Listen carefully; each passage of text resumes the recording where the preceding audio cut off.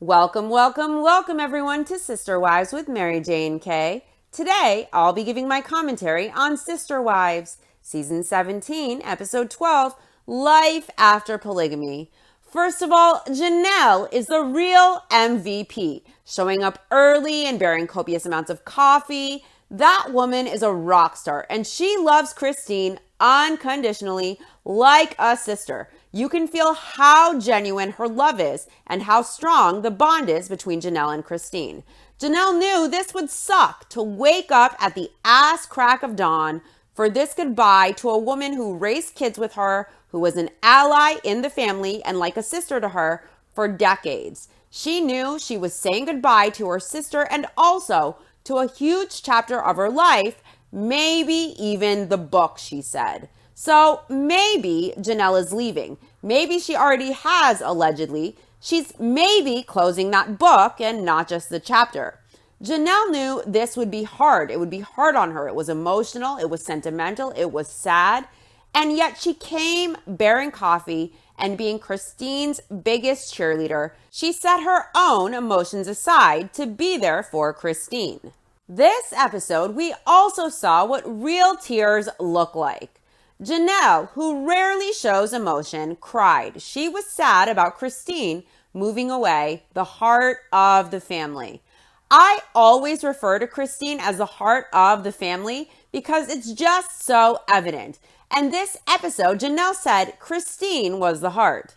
I want to contrast Janelle's support of Christine and her real tears and her genuine sister-wife relationship and the way she reacted to Christine leaving versus the way Robin reacted. Robin's main concern seemed to be that Christine rejected having a relationship with herself and her kids.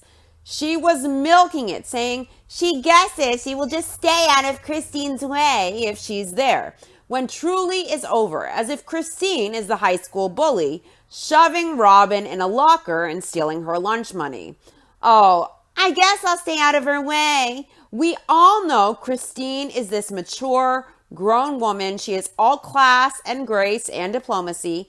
Even when Robin had the audacity to sit in Christine's house on her back patio when she invalidated her, she called her a liar. She said what Christine was recounting of her experience was illegitimate.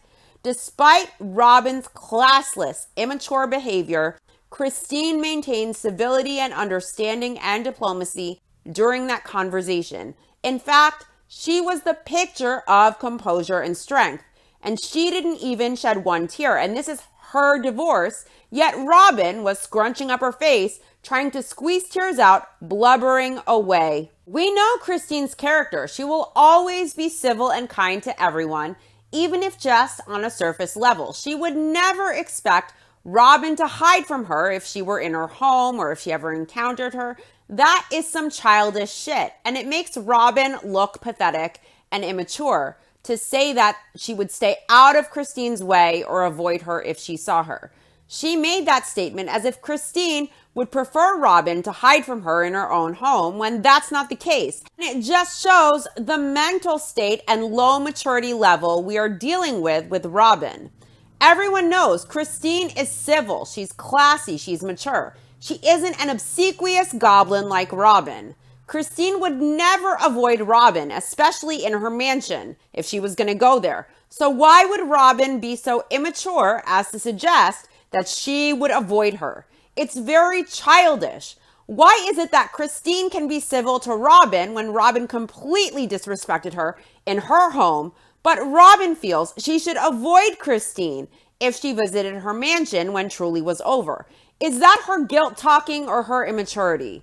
She is just playing victim and trying to garner sympathy, and she's attempting to make Christine look scary or like a mean bully. It's very immature and pathetic. Robin is an older woman acting like a child, and it just shows the difference in maturity level and mental state between Robin and Christine. Robin has difficulty conducting herself like a grown adult, and Christine does it with ease. I seriously don't know how Robin can feel comfortable to disrespect Christine in her house. Yet if Christine were to visit the mansion, Robin feels she has to stay out of Christine's way. Robin is a spineless coward, just like her husband. They both need to grow up. Another thing I want to point out is Janelle was very candid this episode. She referred to Cody as astounding. She pointed out that Cody sees her building as an inconvenience, like she's the problem, and Cody doesn't like being inconvenienced. We all know that. She mentions this might be the end of the book, like maybe she is leaving. She mentioned that Cody just wants to manipulate her into buying Christine's house, and it's not about her, it's about him, because he wants it, because he loves it. She points out that they don't need to reconfigure the land anymore into 5 lots.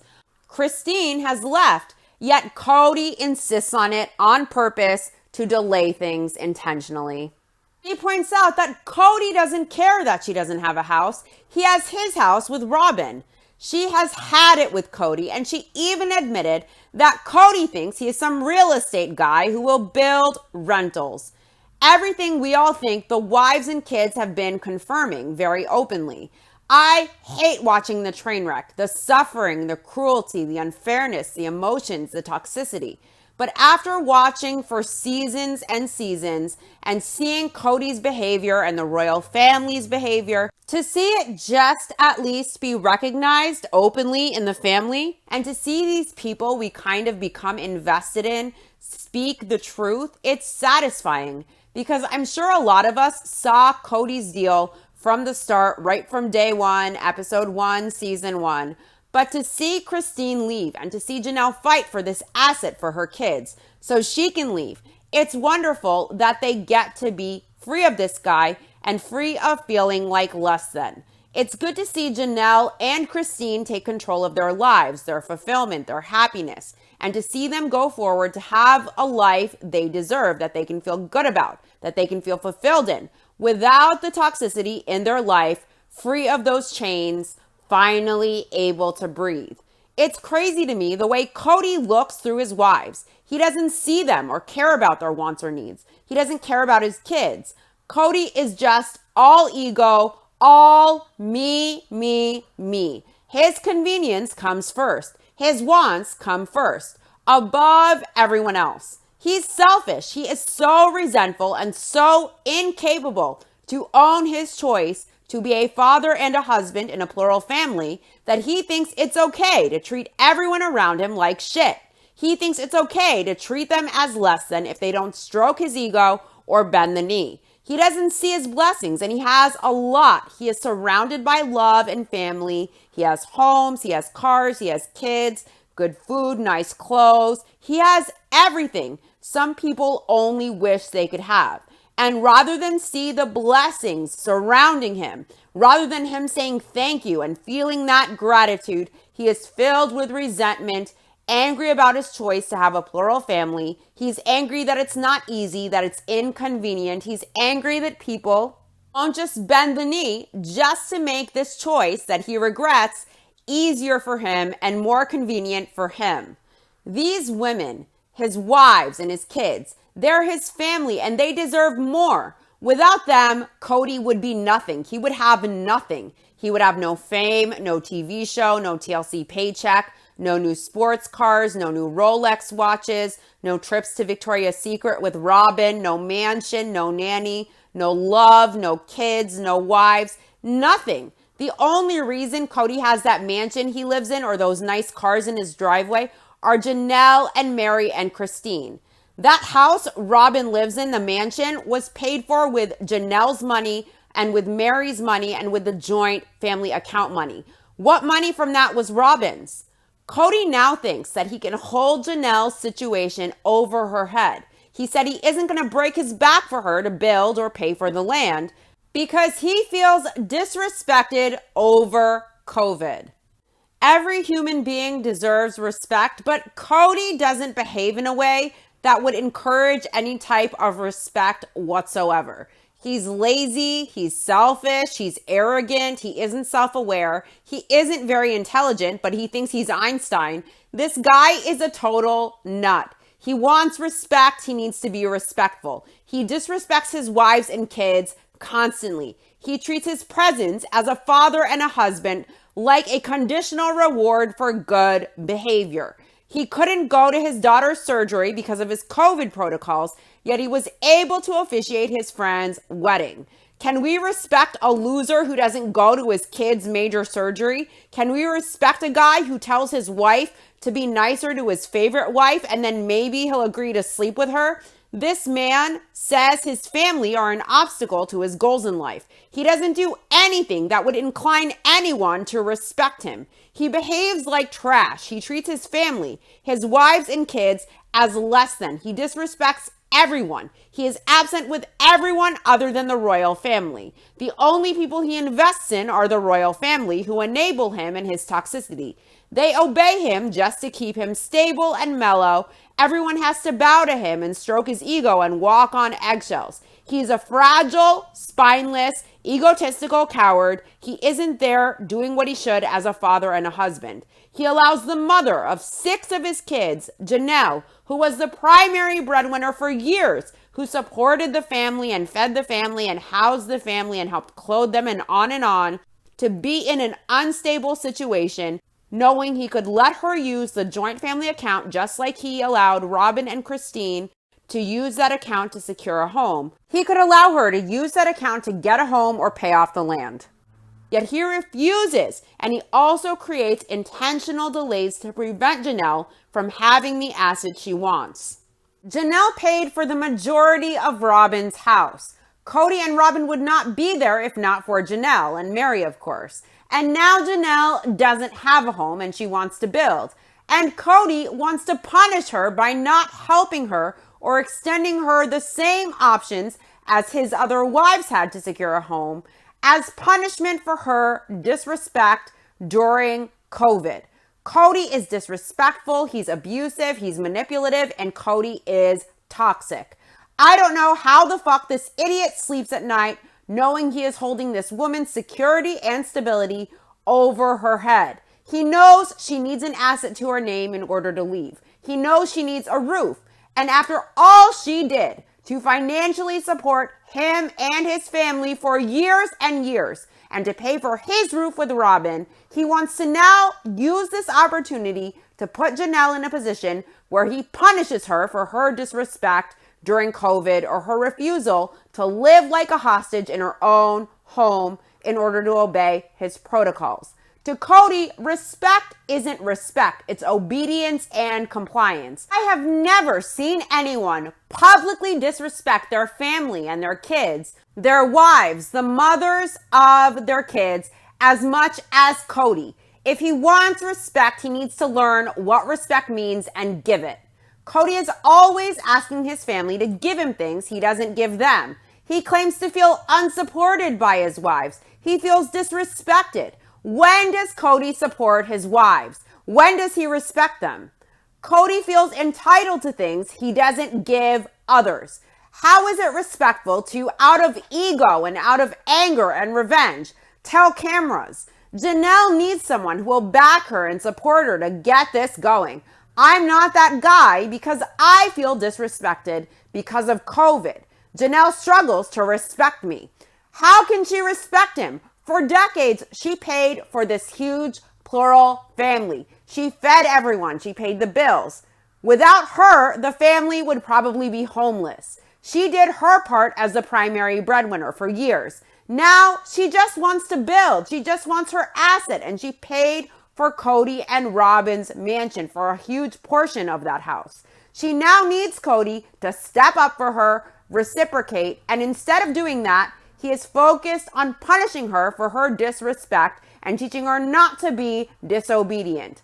Can you respect a person who sees you as a means to an end, who uses you for all you're worth, and then who refuses to return the favor as a punishment for disrespect, when he knows that roof he sleeps under, Janelle provided? He doesn't seem to care that Janelle and Savannah don't have a roof. If I were Janelle, I'd take my receipts and go to court and insist on getting my money back that I loaned from my Vegas proceeds.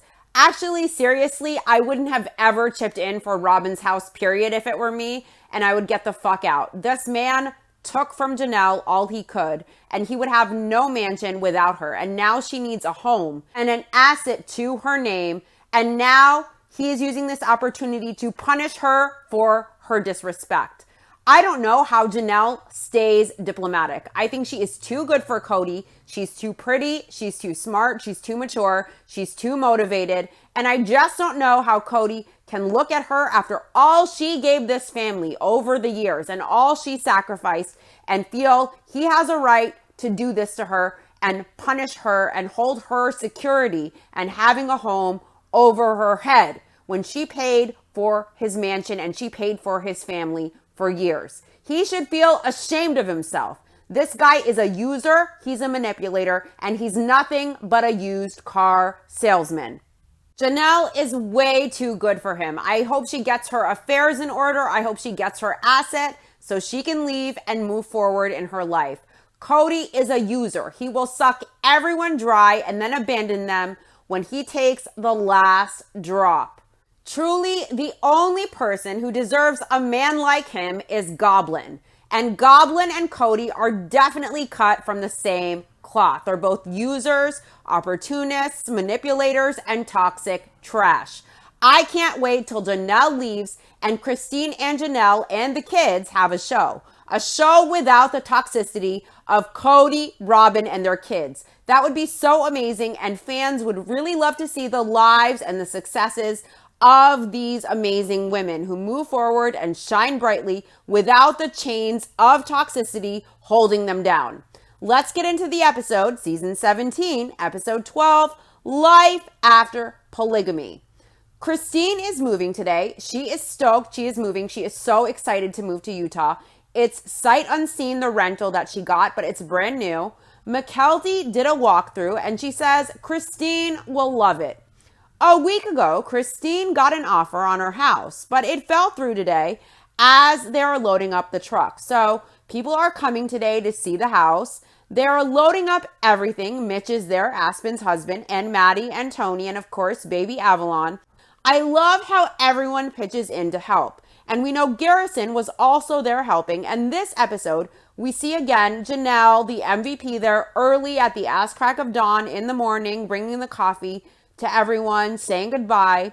When Christine initially had the offer on her house, she had 3 weeks before the closing date. So now Christine has to clean everything out enough to have the house shown. But she will have to still come back for the rest of her stuff, and she will leave it all in the garage, and then she'll come back to get it in a few weeks. Cody explains that most of the local family gathered together to say goodbye to Christine, and it was extremely awkward.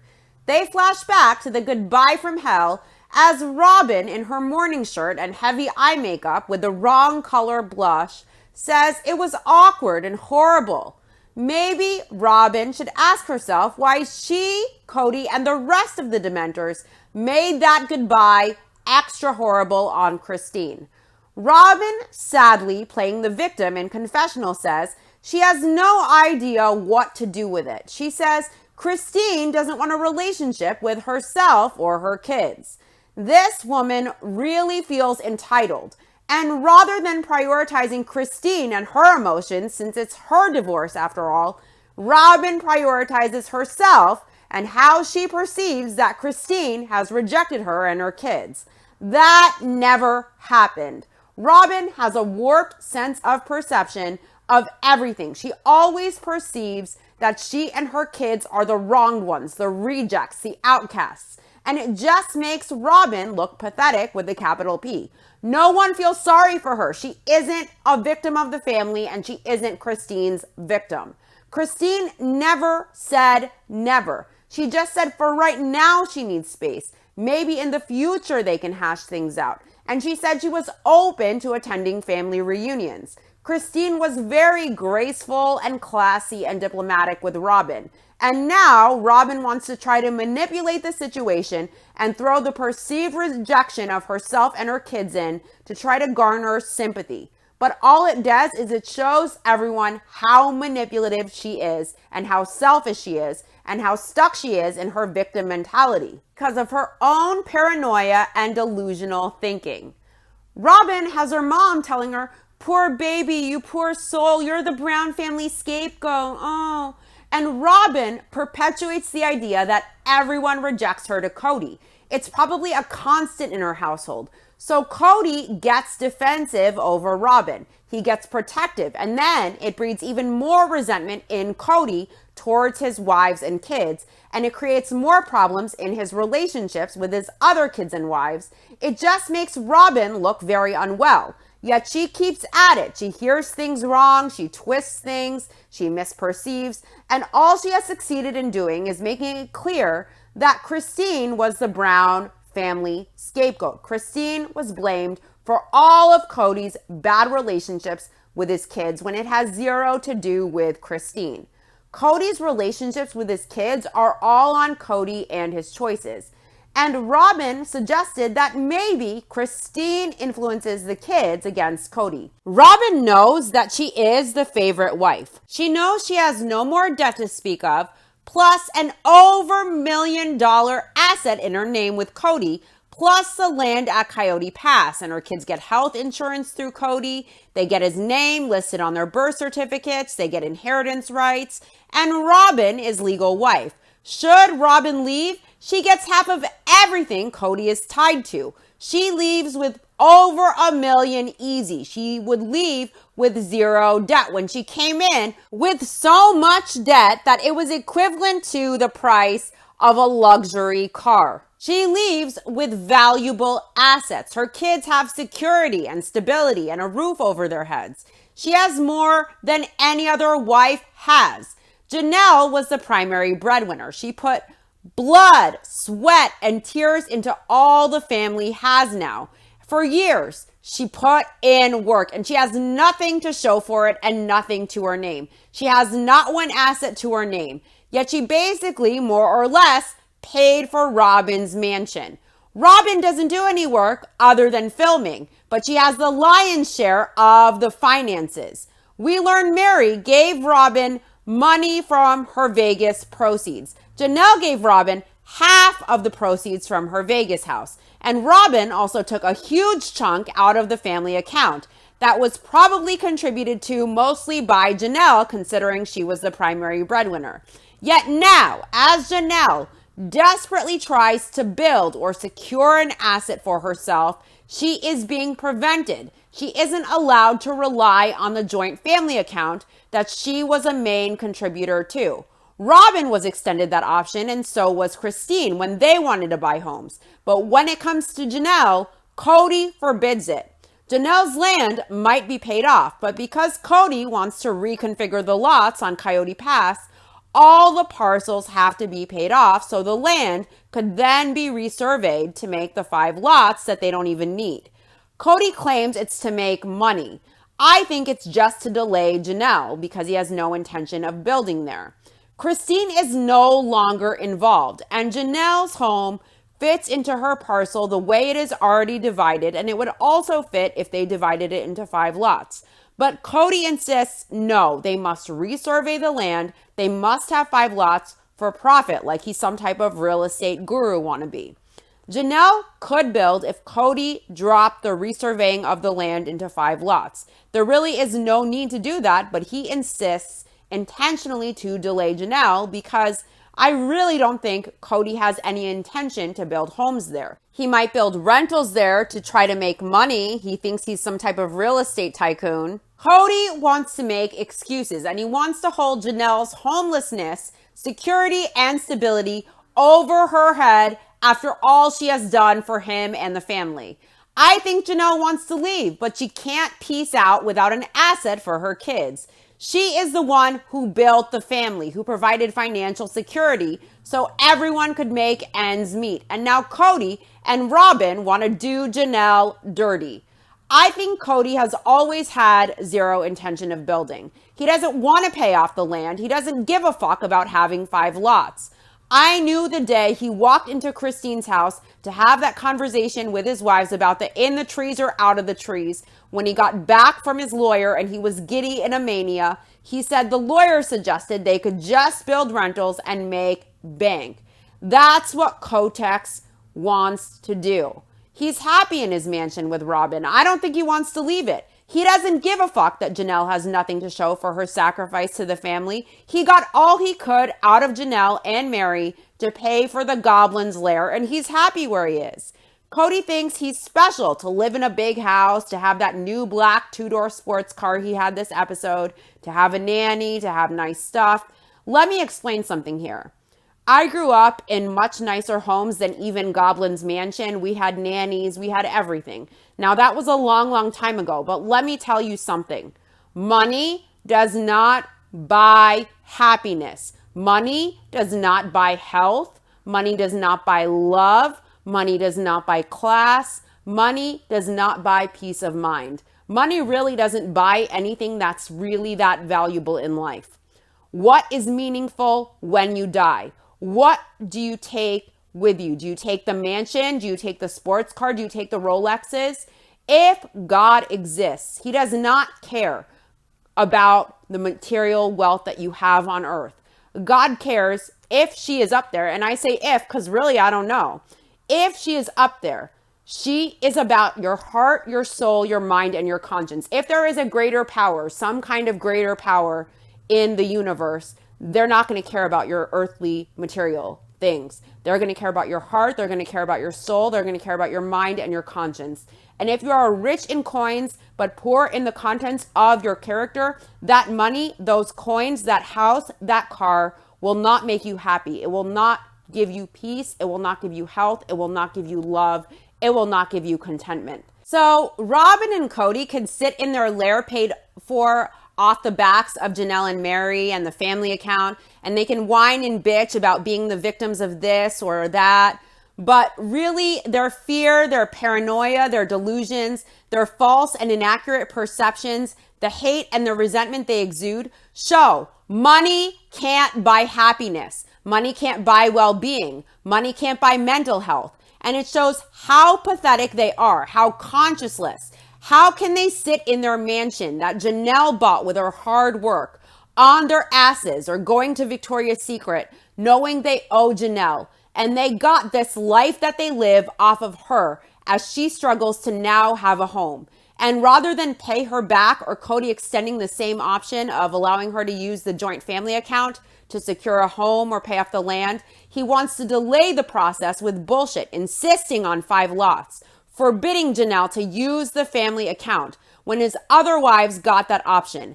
And he wants to now, after he took all he could from Janelle, hold her security over her head and control her.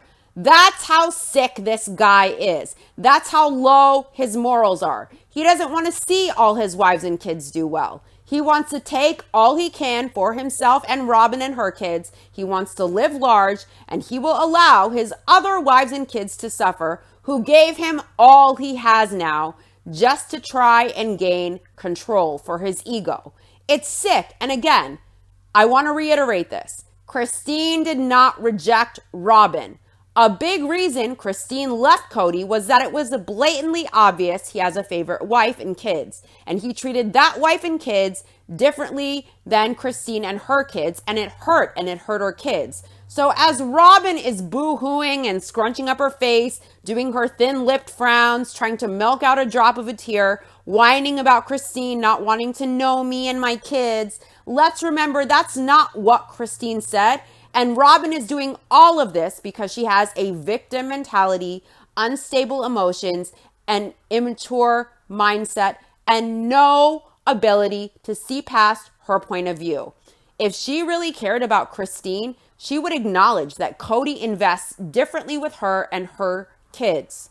She would logically understand, like a sane person, that Christine obviously needs space and time to heal. And that Christine's number one priority won't be to become besties with this manipulative, exploitative, unstable woman and her kids who talk shit on her, intentionally interfere, who make Cody more resentful of Christine with her us versus them mentality that Robin constantly spews at home, who also gets the lion's share of the money and the time and the investment from Cody. Robin came in with the price of a luxury car in debt. She doesn't work other than filming. And if she leaves as legal wife, she walks away with over $1 million easy. Plus, her kids, again, get inheritance rights. They get health insurance through Cody. So I understand why Christine may not want to be besties and braid Robin's hair. And it was very gracious for Christine to even be open to relationships later on. And if Robin wants to understand why no one wants to braid her hair, she really needs to understand that what she and Cody have materially came from Janelle and Mary and Christine, and that the way Cody treats her and the way he invests with her kids, plus the financial aspect and that disparity when he barely invests with Janelle and her kids or anyone else in the family, Robin, if she really cared about the family, she would acknowledge all of this. Keep in mind, Robin is living in a home largely paid for by Janelle. And when she goes to Janelle's trailer, she goes, "No human should live like this." The audacity. Cody took from Janelle to live so well. Robin took from Janelle to live so well. As Cody tries to force Janelle to allow him to control her in order to give her the same right Robin got to buy her house of using the joint family account. Also, another reason nobody wants to be friends with Robin, she isn't stable. She's always a mess emotionally. She's paranoid. She's mean. She thinks everyone is beneath her, and she's very quick to invalidate everyone. She manipulates, she talks shit, she lies, she spins narratives, she gaslights, and she enables Cody as she lives off of everyone else, especially Janelle, who Cody now isn't going to allow to have the same home and stability and security or options that Robin had to get in a home. He won't allow her to use the joint account that she is the main contributor to unless she does what he says. When Janelle paid for Robin's house, I really can't get over that. Janelle is the one who allowed the family to survive financially over the years, and now she has nothing to show for it. Janelle sees how her kids are hurt also by Cody treating Robin's kids with more love and attention and investment as he barely phones it in at her house. Look at the way he treated Gabe and Garrison. Christine left largely because of the hurt the favoritism caused her and her kids. And Robin still wants to sit up there and cry and only talk about her feelings and how she feels and how she is the Brown family scapegoat. Now, it's no surprise that very few people in the family really want to know Robin or invest in her as a friend or a sister wife because she is shady as fuck. She's manipulative, she's mean, she's toxic. She is the neck that turns the head. Remember the honeymoon special when Cody said, we, meaning he and Robin, decided to give them, his other wives, some of what they want. We decided to give them some of what they want. Listen, Cody's wives and Cody's kids, Cody's family have seen the way Cody and Robin have operated. And guess what? Now no one wants anything of what Cody and Robin have to give. Would anyone invest in a friendship where they would have to focus only on the other person and their feelings, where they will be invalidated, where they will be manipulated and neglected and lied on, where it's all about the other person? No one has time for that. Life is way too short. The sister wives know this woman is inserting herself into their private marriages. She is the one advising Cody, whispering in his ear, riling him up so that when he sees them, he is resentful, he is antagonistic. Remember, Cody said he goes to Robin for relationship advice because she is really good at making relationships work. Let me correct that. Robin is really good at manipulating things to work to her advantage. And she has. She now has a legal marriage, an over $1 million home, zero debt, her name on a majority of Coyote Pass. She can leave anytime. She didn't work year after year to keep the family afloat when it was struggling. She didn't contribute really at all. She knows her kids have assets galore now. Janelle worked to keep the family surviving. She paid for Robin's mansion. She helped pay for Robin's rental home and her bills at that time. She helps pay for the life that Cody, Robin, and her kids have grown accustomed to. And Robin can't even say, hey, let's pay Janelle back. Let's let her have a home. Let's let her have stability. Let's let her have security. Let her have for her kids like we do. No. Instead, Robin is whining and crying like a petulant child. about how Christine said she doesn't want to be friends when that's not what Christine said. Robin isn't a victim. She isn't a scapegoat. She's a mean girl. She's an opportunist. She's a manipulator. And deep down, the only back Robin has is her back and maybe her kids. That's all she cares about. That's all she cared about when she married Cody. She wanted stability and security for her kids. And it's still all she cares about now. When she went into Janelle's trailer and she said, no human being should have to live like this. And Aurora asked, oh, are those dog beds? Referring to Savannah's bunk beds, knowing that Janelle's Vegas proceeds and Mary's Vegas proceeds went to her to pay for her house, plus a big chunk of the joint family account. So it was all her sister wives' money to get her in that mansion. And she still made comments like, oh, no human should live like this. That shows you exactly who Robin is. That shows you the contents of her character. So now I ask, would you guys want to braid this woman's hair and be friends with her? Or would you avoid her like the Black Plague? I would even think the amount of interaction Cody has with Mary would be more than most women would want to have with a woman of Robin's character. I would stay away from her. I wouldn't want anything to do with a person like that. Robin complains that Christine doesn't want a relationship with herself or her kids. She guesses Christine will just disappear out of her life. Why does Christine live rent-free in Robin's head? It must be all of that guilt. They weren't that close before Robin married Cody. They weren't that close during the whole marriage. And they're not going to be close now when she leaves. Why can't Robin get that through her head? Next, Robin says, if she happens to see Christine when Truly is over, she will just sort of stay out of her way.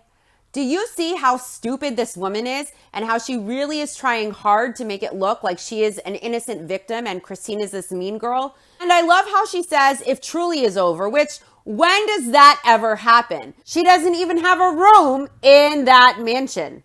So if Truly is there and Christine happens to come over and go in there into the mansion, Robin will just stay out of her way, as if Christine is the one wanting to avoid her at all costs. No, Christine was diplomatic and gracious and civil, and she made it clear she will see Robin around at family stuff. She never said, I never want to see you ever again. I never want to see your kids. She never said that. She's always been very gracious. She's always included Robin's kids in a lot of her traditions, like St. Lucia's Day and the song for Isabel during her graduation party. So I don't know what Robin is talking about. The way Robin is behaving, she's acting like Christine said, if I see you, I'm going to spit in your face.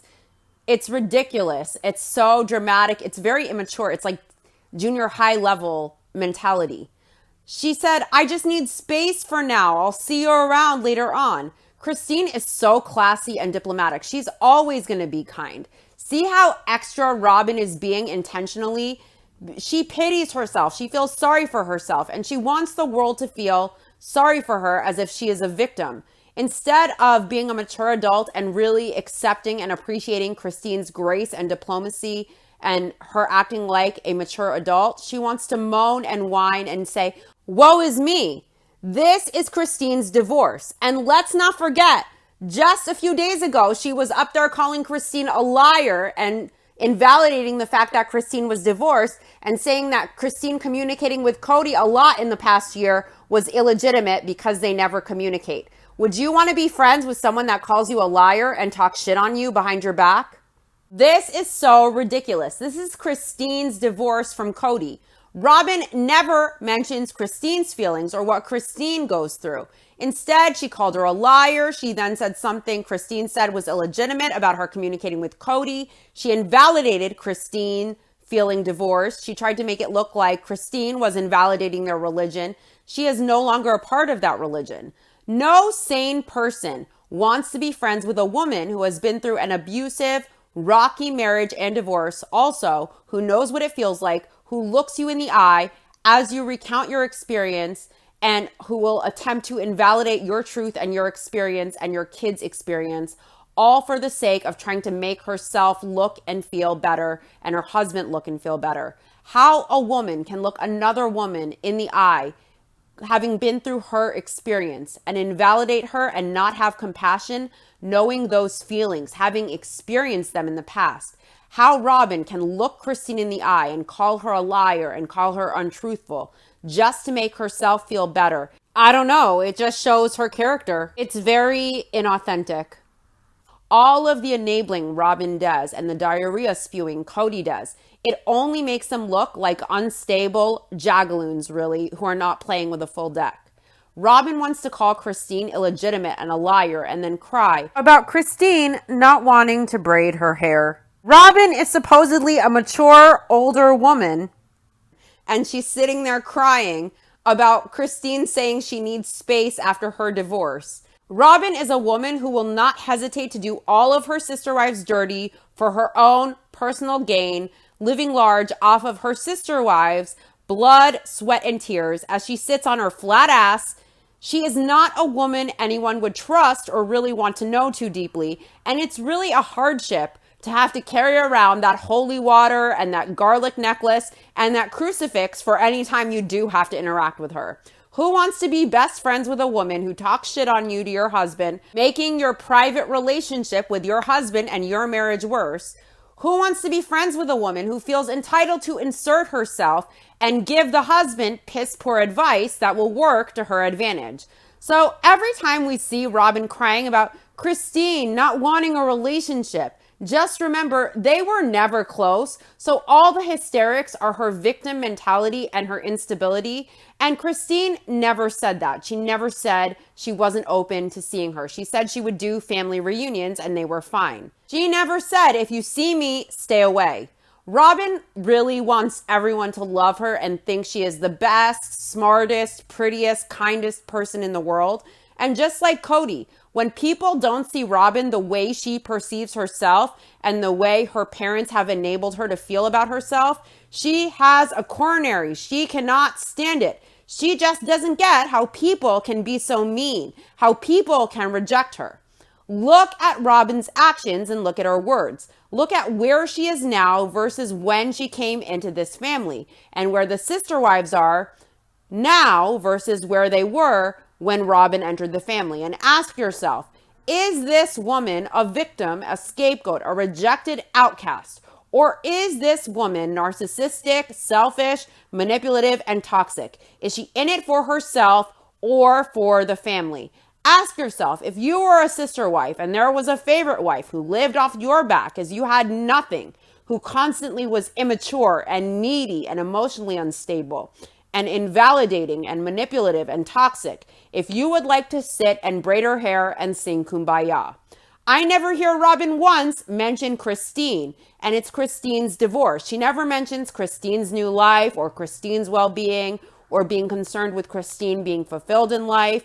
This is Christine's divorce. And all Robin did was attempt to invalidate Christine at every turn. She called her a liar. She called her illegitimate when she was recounting her experience. All she could do was say that in her pea brain. She doesn't feel Christine is divorced until she has sex with someone else. It was incredibly rude and disrespectful and invalidating of Robin. Other than bashing Christine and looking her in the eye as a divorced woman who was also in an abusive, unfulfilling marriage and knowing how she feels, how can she look her in the eye and look at Christine and invalidate her, knowing what Christine feels and what she goes through? How can she dismiss her when she knows what she felt herself going through her own divorce? How can she make this divorce, Christine's divorce, that should be all about Christine, about her, and about how Christine doesn't want to be her best friend? If Robin was really Christine's friend, and if she was an authentic human being, she would be asking Christine what she can do to help her and support her. She would be worrying about Christine and her feelings and her kids' feelings and her happiness. But Robin seems more interested in spinning a narrative to make her and her husband feel better and look better in their eyes. She isn't interested in Christine and her happiness and her feelings. She's interested in herself and her feelings, and she is sad because the picture of one happy, big, booming family that she held in her mind will never be. And it's largely because of Cody's preferential treatment of her and her kids. And she feels more upset about herself not having what she pictured in her mind than about Christine leaving or how it affects the rest of the wives or the kids or the family.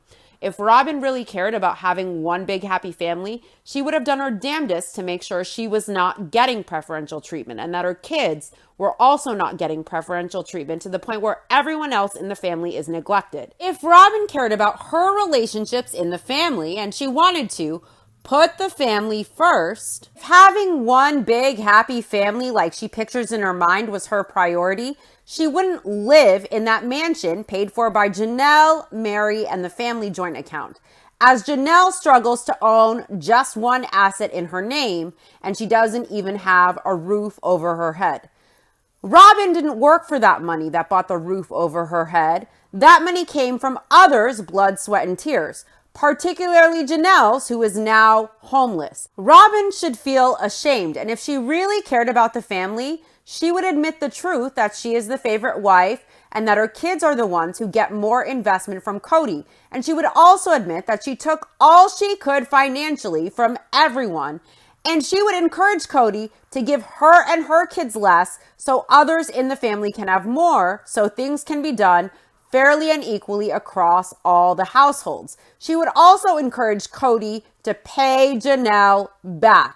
What amount did Robin personally pitch in from her bank account for her mansion that was just her private individual money? How much did she personally put back into the joint family account when she depleted it? Why doesn't she, rather than lie and play victim and manipulate, tell the truth and put in effort to insist on fairness and equality for everyone in the family?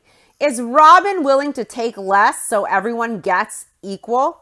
Robin knows the truth. She sees the disparity among the households financially and otherwise, and she refuses to acknowledge it because she is in this for herself and her kids, for security and for stability, all at the expense of everyone else. She isn't willing to give up some of what she has so everyone in the family is treated fairly and equally. Robin isn't about the family. Robin is all about herself. And every time I see her cry and carry on with her woe is me self-pity, I wonder, how the fuck does this woman look herself in the mirror every morning and lay her head on the pillow at night?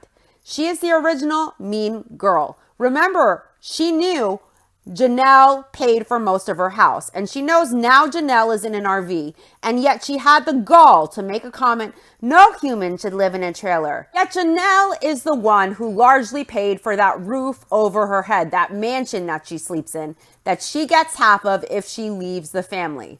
Robin can't be a good friend to anyone if she can't even be honest with herself. If you lie to yourself, you lie with everyone else too. Janelle and Christine don't have time for friendships like that with people like that. And even Mary has people like Jen who aren't self-serving, manipulative, and inauthentic to be her friends. Who are Robin's friends? I want to know, because the only friend I saw was one from school from back in the day in season 2 when the adults had family friends over.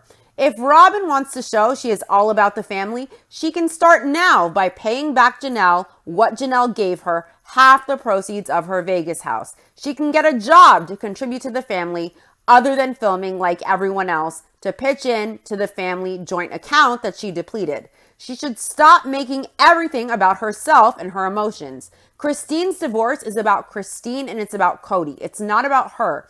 And she makes it about herself each week. How Christine won't braid her hair now. How now the family won't be the way she pictured it in her mind. She didn't even give Christine the courtesy and the dignity to allow her to discuss her experience in her own home without interference. Robin felt entitled to insert herself and make it about her and her kids. And she tried to invalidate Christine. She couldn't even zip it and allow Christine to talk about something that is just about her without her feeling entitled to interfere. Notice how Robin says, if I happen to see Christine when Truly is over, I'll stay out of her way. Do you guys see how she wants to make it look like she is unwanted, like she is rejected, like Christine is the one who has a problem with her? When Christine said she was fine to see her later on at family stuff and do reunions, she was fine to do fun stuff, but she just needs space for now. They had a virtually non-existent relationship, Robin and Christine. other than occasionally seeing each other. So why is Robin milking this other than for sympathy? She was just the one who called Christine a liar and illegitimate. And now she's saying, oh, I'll stay out of her way, as if Christine treats her like chopped liver when Robin is the one treating her with disrespect. Why is Robin twisting this when we know Christine said she will see her at family stuff, if not to try and make Christine look like a mean bully who is rejecting her in order to get sympathy and try and make herself look like the victim when she is actually the mean girl. This is bullshit. I just went on a rant, and from now on, when we see Robin cry and act like a child and twist shit and milk shit, we will briefly address it and move on.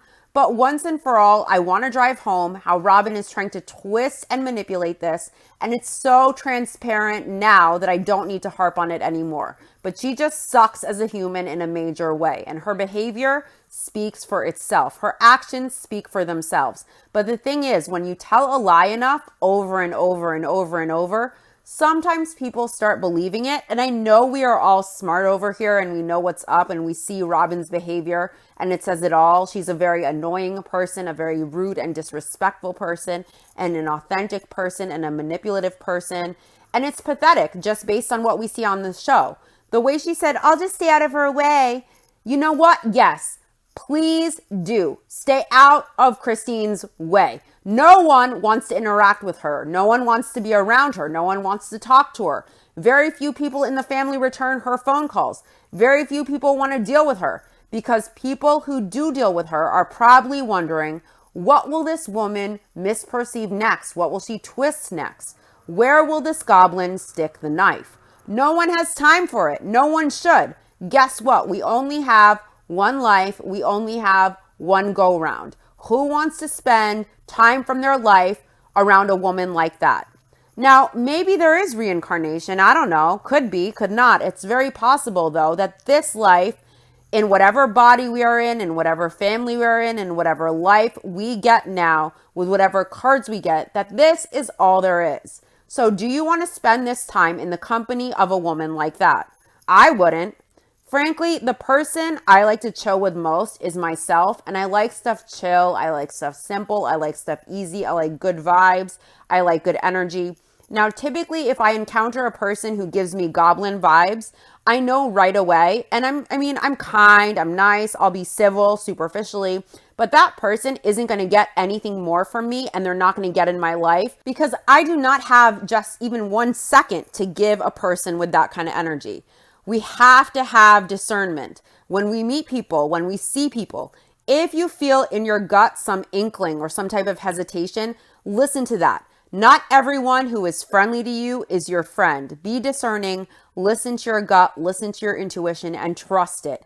And when you don't, you're going to find yourself surrounded by goblins. Just remember, we have one life. Don't let goblins suck your energy. I want to point out that Christine had discernment. When Robin came into the family, she foreshadowed this. She called it. What did she foreshadow? She said some women just want the man, not the family. She said she felt like she was losing Cody as her best friend and companion. She said Cody was replacing his family with Robin and her kids. When you feel things, when you feel inklings in your gut, it's there for a reason. Go with it. Christine was right. She knew what was up even before Robin married Cody. I wonder if she listened to her intuition then, if she would have left then, if she would have saved herself all of this suffering. But everyone has a path, and this was Christine's, and now she is free. But I just want everyone to always keep in mind, listen to your intuition, listen to that hesitation in your gut with whoever you deal with. Always listen. It's there for a reason. Don't ignore it, even if it's more convenient to overlook it. Christine says nobody wants to leave a marriage, especially after 27 years. It's a long time to be married and to be in a relationship with people, and she is leaving broken hearts behind, and that's what is hard. Notice, Christine is the one going through the divorce, and she isn't even in tears or focusing on her feelings at all. She seems most concerned with how it will affect the family and with the broken hearts she is leaving behind. Even with her divorce, her priority is still everyone else and their feelings and their broken hearts and their sadness and their disappointment. Look at Christine's selflessness and her character. This should be about her. It's her divorce, and she is more worried about everyone else and how it will impact them. And she was unhappy for forever in her marriage. She held off on leaving because she was worried about hurting people in the family and disappointing them and changing the dynamic. And you can tell it weighs on her. She feels free that she is leaving, that she is free of this chain around her leg. But on the other hand, she has considered everyone else's emotions to no end. She knows they will be sad. She cares about that. She cares about everyone else when this should be about her. Contrast that with Robin. Robin cares about herself and her kids and her emotions, and she focuses on playing the victim. And that for right now, Christine needs space before she can have a relationship with her. This is Christine's divorce, and Christine is focused on the family and on Truly and everyone else's emotions, not herself. Robin, as a divorced woman who has been through this, never mentions how Christine might be feeling or Christine's feelings. Instead, she invalidates Christine's experience. She calls her a liar, she calls her illegitimate, and she only talks about herself. Woe is me, pity me, being dramatic, saying, I guess I'll stay out of Christine's way. Robin is sad for herself because now that Christine is leaving, it won't ever be the one big happy family she pictured in her mind, when it was never that way in the first place. Robin is sad for herself. This is Christine's divorce. And she never once mentions how Christine feels or Christine's well-being. She never seems concerned for Christine's happiness in life. It's all about Robin, Robin, Robin, Robin. Truly is stressed today. She's nervous. It's moving day, and moving is hard and starting over is hard.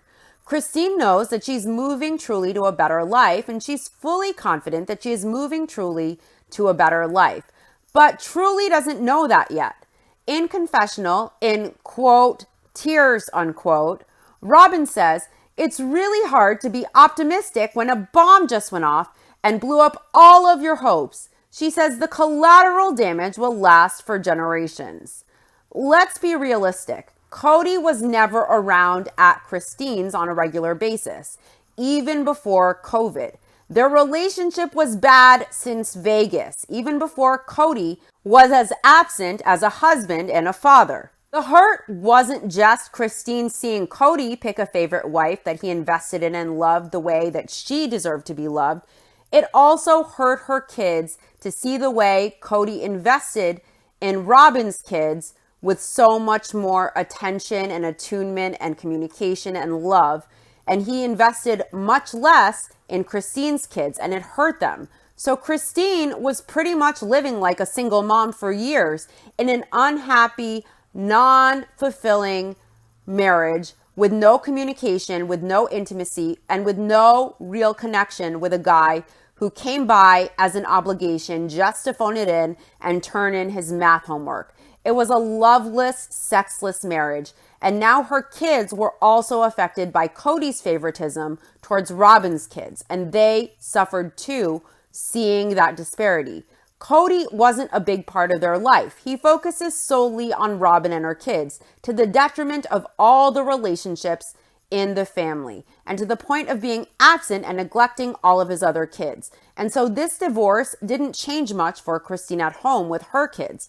And she was not close with Mary or Robin.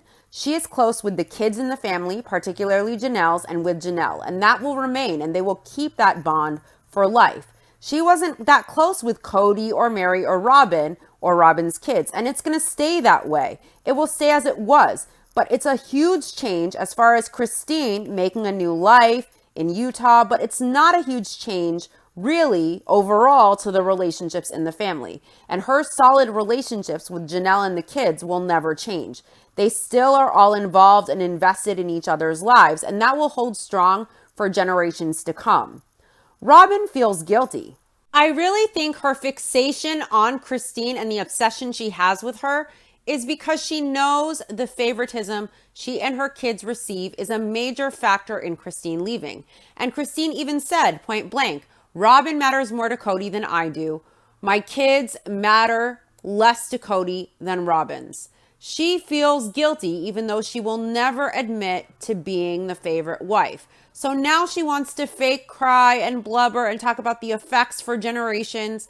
Woe is me, pity me, as if she is all about the family. She is fake crying because she feels guilt and she pities herself that now the family will never be one big happy family when it never was.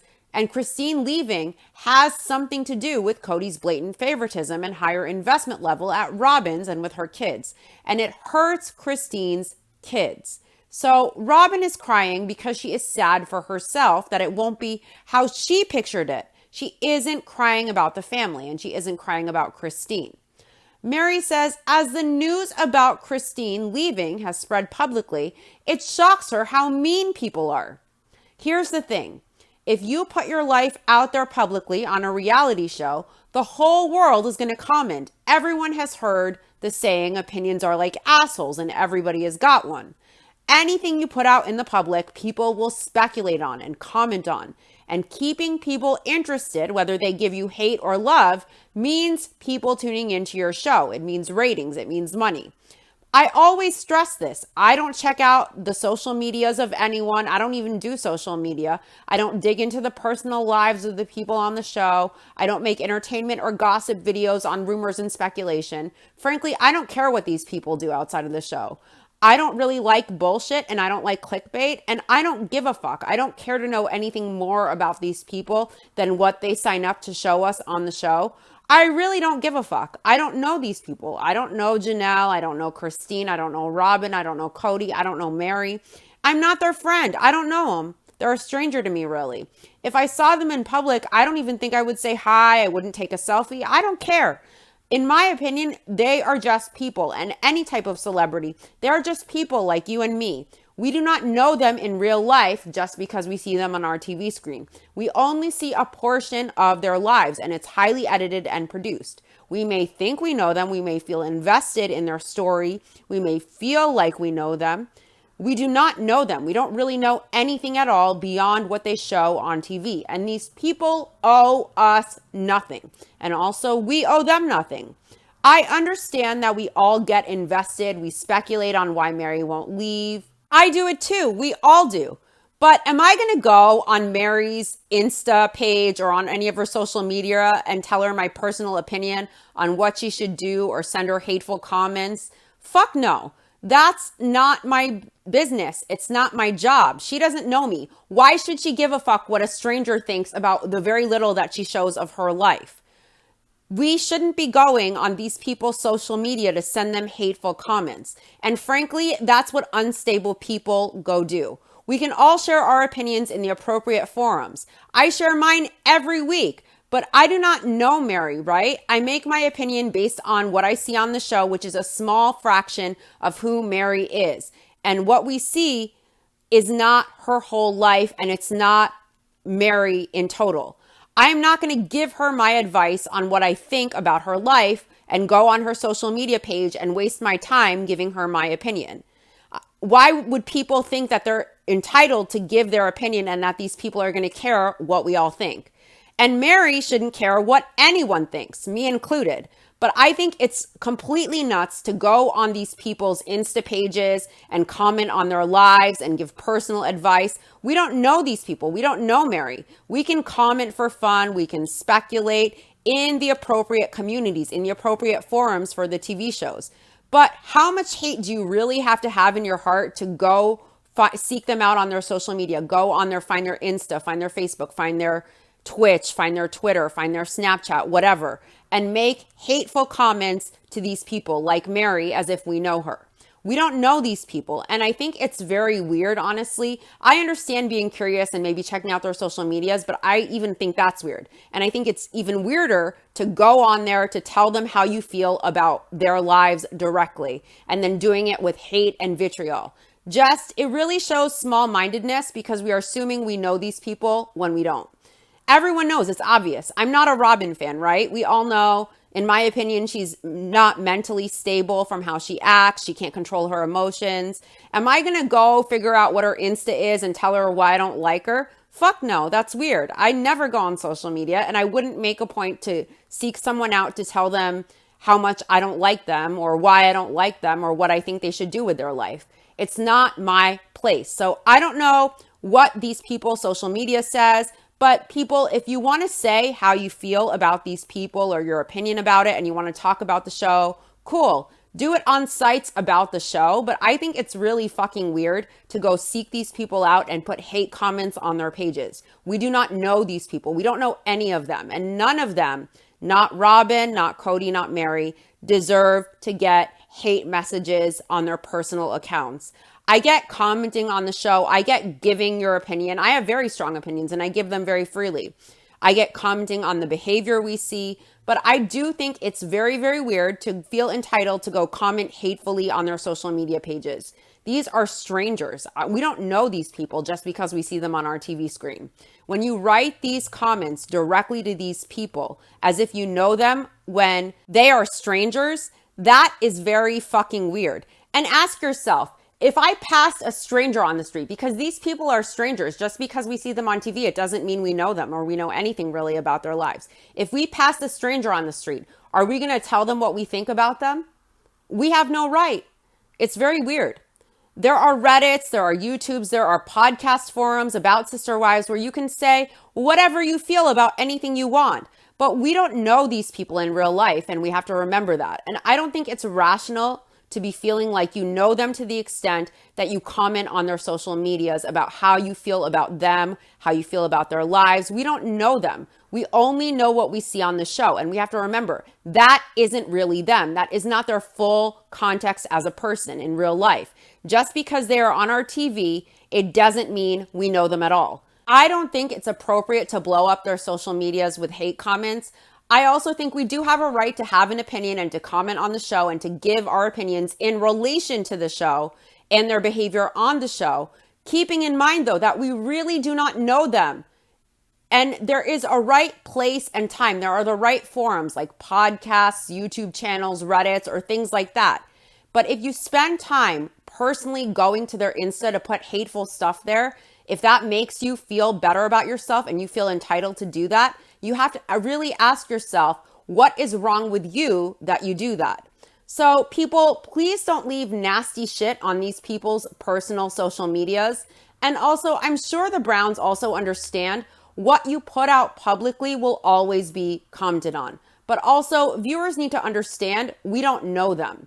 The reason I don't get into the gossip and entertainment news, first of all, I don't give a fuck. And second, I think it's really shitty to create lies or tidbits of gossip about people. These are real people with real lives and real feelings. And it's really shitty to put out lies or tidbits of gossip or rumors that they haven't put on the show just to profit. I don't think we're entitled to these people and their lives beyond what they show us. And I don't like knowing the juicy rumors. I'm honestly not curious. Like, I don't care.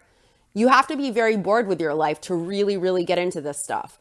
I don't feel entitled to that. And the people who put their lives on display don't deserve that intrusion. And it's scummy. Life is really so short. I think it's very weird to spend time and energy from your life checking out rumors or creating rumors or trying to get insider info on people just because they're semi-famous. Viewers are fascinated with people. They're fascinated with celebrities. They're fascinated with the people in the reality shows they watch because they are bored in their own life and the tea is entertaining to them. But remember, we have one life. I think it's sad that a person's life would be that boring that they don't have more valuable, exciting things to do with their own life than to send like hateful comments to people. My suggestion would be just go out and live and be careful what you preoccupy your mind with. Mary is shocked with how mean people are. She says, these people come at her and they ask, why can't you be strong like Christine? Why don't you leave Cody? He's such a blah, blah, blah, blah. Their whole list of things they say about Cody. And it frustrates Mary because Christine has her own value regardless of Cody. And she has her own value regardless of Cody. Now, I comment all the time on why I think Mary stays. We all do. And of course, we all wish she would leave. And if we are commenting on a forum for the show, great. If we are going to go to her social media, a stranger, a keyboard warrior, a person Mary doesn't know, a viewer who also has, keep in mind that they don't know Mary, I think it's really fucking weird. I would never go to her page to tell her my personal thoughts or give her life advice. I don't know her. It's up to her to stay or leave. I can talk about what I think on the commentary of the show on the podcast, but really, what right do I have to go put it on her Insta so she can read it directly as a comment? Why is it my business? And why should I feel entitled to advise a stranger because I see them on my TV screen? We do not know Mary. We all know how we feel about her or what we would like her to do or what we would do if we were in her shoes. But is it our business? Are we entitled to tell her our advice and opinions directly? Do we really know this woman to be leaving comments on her social media pages that are hateful? I don't think so. And I think it's very weird. It's weird to me how people assume that they know people and that they are entitled to them just because they are on our TV screen, just because they are a celebrity or just because they are famous. As viewers, if we want to discuss our thoughts together of what the Browns have decided to show us of their lives on the show, we can do that, sure. But I don't think we need to be leaving them hate mail directly or messages with our thoughts. We do not know these people and it's not our place. And it's weird to me with celebrities, how people feel entitled to them and how people feel like they know them. We don't know them. Mary is a stranger. If a stranger comments on your Insta about why you should leave your neglectful husband, a total stranger you never heard of that you don't know, you will have zero fucks to give about what they say. You will think, who is this crazy bitch? She doesn't know me. Fuck off, right? It's the same thing with Mary or any of them. Just because we see them on TV, we have to remember we do not know them, and it's really weird to be leaving our opinions on their social media pages. I've never even looked at one of their social media pages once. I seriously do not give a fuck. Like, my opinion on that is you have to be so fucking bored to go leave comments to a stranger that you don't know in real life, that you never met before, about how you feel about them and their life directly on a personal level. Do you think the person that you would leave these comments for, the person you think you know because you've seen them on TV, cares what you have to say? They don't give a fuck what strangers say. They will laugh their way to the bank, and you will be the stupid fan who thinks you know them, who feels entitled to voice your opinion that no one asked for. It's good to talk, and it's good to throw out thoughts on pages and podcasts and channels about the show. And it's natural to want to talk and share your opinions on a forum for the show, but it's crazy to assume that you know a person just because they're a celebrity or they're famous or they're on a reality show. And it's crazy to blow up their Insta or their social media pages just because you feel entitled to give them your thoughts on their life personally, because you think you know them just because they're on your TV screen. I would never wish fame on anyone because there are always going to be people out there who feel entitled to you, who feel like they know you, or who get off on intentional personal cruelty. It's fine to not like Mary, but as a stranger, if you leave her hateful comments and you think she gives a fuck what your thoughts are as she laughs her way to the bank, you are tripping. I want everyone to keep in mind that, again, we really don't know these people. We are not entitled to them. And as much of a stranger as you are to them, they are to you. You do not know them just because their face is on your TV. And to act like you do know them or to want to leave personal input on their life directly to them on their social media is very fucking weird. Do you guys think Mary will read a viewer's comment on her Insta, some essay on why she should bounce, and that one day she's going to read it and it will convince her that she wants out? We shouldn't feel deeply emotional about these people. It's okay to be a fan. It's okay to have ideas and opinions and thoughts you want to discuss, but it's weird to have deep emotion like deep love or deep hate and then leave those thoughts and feel entitled to leave those thoughts or leave your personal advice or opinions for a stranger on their social media, to feel entitled to that. Some people must be really bored with their lives. I think Mary feels like people feel she has no value separate from Cody, or if she stays with Cody, or like she doesn't have any value if she doesn't leave him. God knows what kind of hateful comments she gets. Mary's not necessarily my favorite. I do think that she would be happier in a loving, fulfilling relationship or marriage. If it was me personally, I would have left ages ago. But it doesn't make Mary less of a person. It doesn't give an excuse to degrade her or give her hateful comments if she decides to stay, even though I personally wouldn't stay, or you maybe wouldn't stay. We don't know her reasons for staying, and we don't get her reasons. Of course, do we wish she had more confidence? We would all like her to leave and to see her happy. And we know the only way she'll probably ever be happy and fulfilled is if she leaves. But ultimately, guess what? It's Mary's life. It's Mary's choice. And it doesn't matter what the fuck I think or you think. It's up to Mary. And if she wants to stay, if this is what she wants, we aren't in her head. We don't know her personally. We aren't living her life. And we shouldn't be cruel or dehumanize her or be condescending or demeaning to her in a hateful way directly to her on her social media. I think that's very weird. I always state my opinion, and I'm very blunt. I can be very harsh.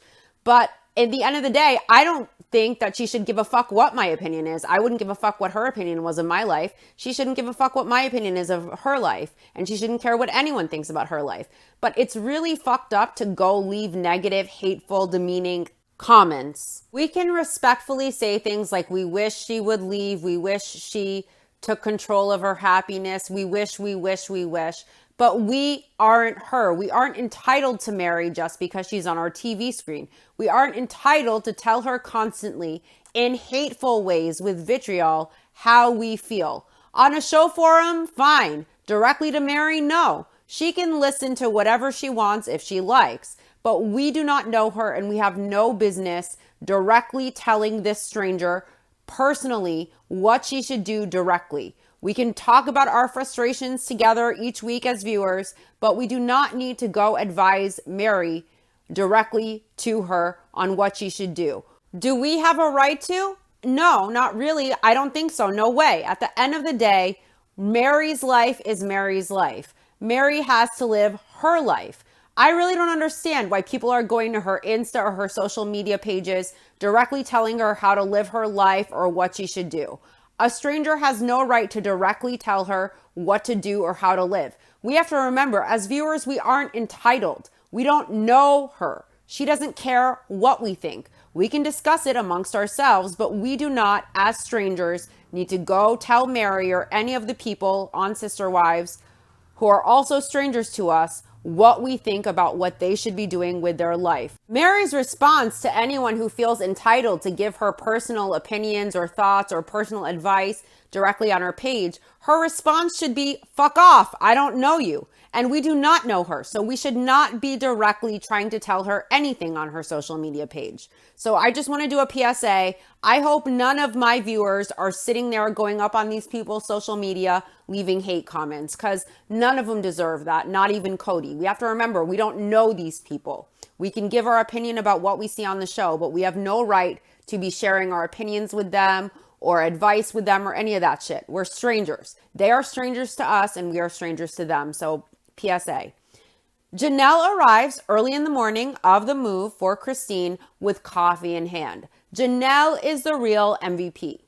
Christine will always be grateful to Janelle for how amazing she has been during all of this. She has been supportive of Christine and moving and leaving the family and changing the whole dynamic of the family. Christine thanks Janelle and everyone helping her. Christine thanks Janelle for being one of her best friends. Janelle toasts Christine to new beginnings. Janelle says she sees now, without the sister-wife piece, where they are just two people with this shared life experience, and they're going to be such great friends. They already are, and that is going to continue. Christine says not only is Janelle supporting her, she is helping her look forward to her next adventure. Christine couldn't ask for a better friend. Janelle says goodbye and she breaks down in tears. Honestly, because Janelle rarely shows a lot of emotion like that, it made me a little teary. She says Christine is leaving and she sobs and she says she is good until she thinks about it. And she says it's not the end, it's just the end of a chapter, a big, big chapter, the end of the book, maybe. Janelle says all of a sudden her whole world looks different. Janelle says she doesn't know that any of them know what goes on now. They are just going to have to make it up. There is no pattern. There are no rules. There are no guidelines. It's whatever they want it to be now. So first of all, Janelle rarely shows emotion. She isn't very hard on her sleeve. She's practical. She likes stability and balance. She isn't one for huge emotional displays. She never cries that often. And she cried with Christine leaving. And that shows how close Christine and Janelle are and that they really unconditionally love each other. Janelle has been very supportive of Christine and her leaving. She knows today is the day a best friend and the heart of the family moves away. It's a hard day emotionally for Janelle. It's a sad day. And you know things will never be exactly the same again. She and Christine will remain close, but they may not see each other as often. Janelle is losing an immediate close friend and an ally in the family who truly understands the dynamic, the interpersonal dynamics, the relationships, the personality types, what Cody is like, what marriage to Cody is like. They share this. They support each other and they have voiced their frustrations together for years. They are shoulders to cry on for each other. And now that sister and that best friend, once a sister wife, moves away, and you will see her again, and you'll see her often, and you will stay very, very, very close, no doubt. But Christine won't be right there. And this changes the dynamics of Janelle with Cody as well, and Janelle and the family. It changes everything with Christine leaving, and Janelle doesn't know to what. She doesn't know how the family will change. Other than Christine and her kids, this divorce really will affect Janelle and her kids and change things for them the most. Janelle's whole world is going to change, and it will change the most out of everyone other than Christine of all of the remaining Flagstaff family. It's really going to be hardest on her, and I have a feeling Cody will be of no comfort. In fact, I think Cody will become bolder with his toxicity and manipulations. He will start alienating Janelle using the same playbook he did with Mary and Christine. And I think Janelle will leave, and perhaps, maybe she already has. I think all that keeps her now is wanting an asset in her name for her kids. And Janelle isn't going to leave until she secures what she can for her children. Did you guys notice Janelle say it might be the end of the book? I think she means she might be leaving. That's why she is pushing so hard for this asset. And it's rumored that she is leaving. I don't know how true that is. Cody knows Janelle wants an asset in her name for her kids. This isn't just about a house. And he wants to control the situation and hold Janelle's stability and security over her head, so that if she doesn't do things exactly as he demands, he won't extend her the same option he did with Christine and Robin of using that family account to secure a house or pay off the land. In a little bit, we will see Cody try to force Janelle into buying Christine's house because he selfishly wants it for himself. Surprise, surprise. The producer asks Christine as she is walking out of her house, walking out the door, how she's doing. And Christine says it's really hard to leave. She says ending a chapter is really hard no matter what.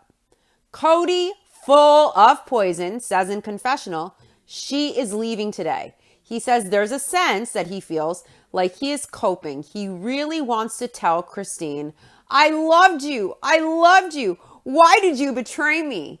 Do you guys see how dramatic and ridiculous this guy is? Why did she betray him? Why the fuck did he betray her? Why did he manipulate her and try to leverage sex as a bargaining chip? Why did he leverage Truly as a bargaining chip for whatever financial settlement Christine and him would make personally during the divorce?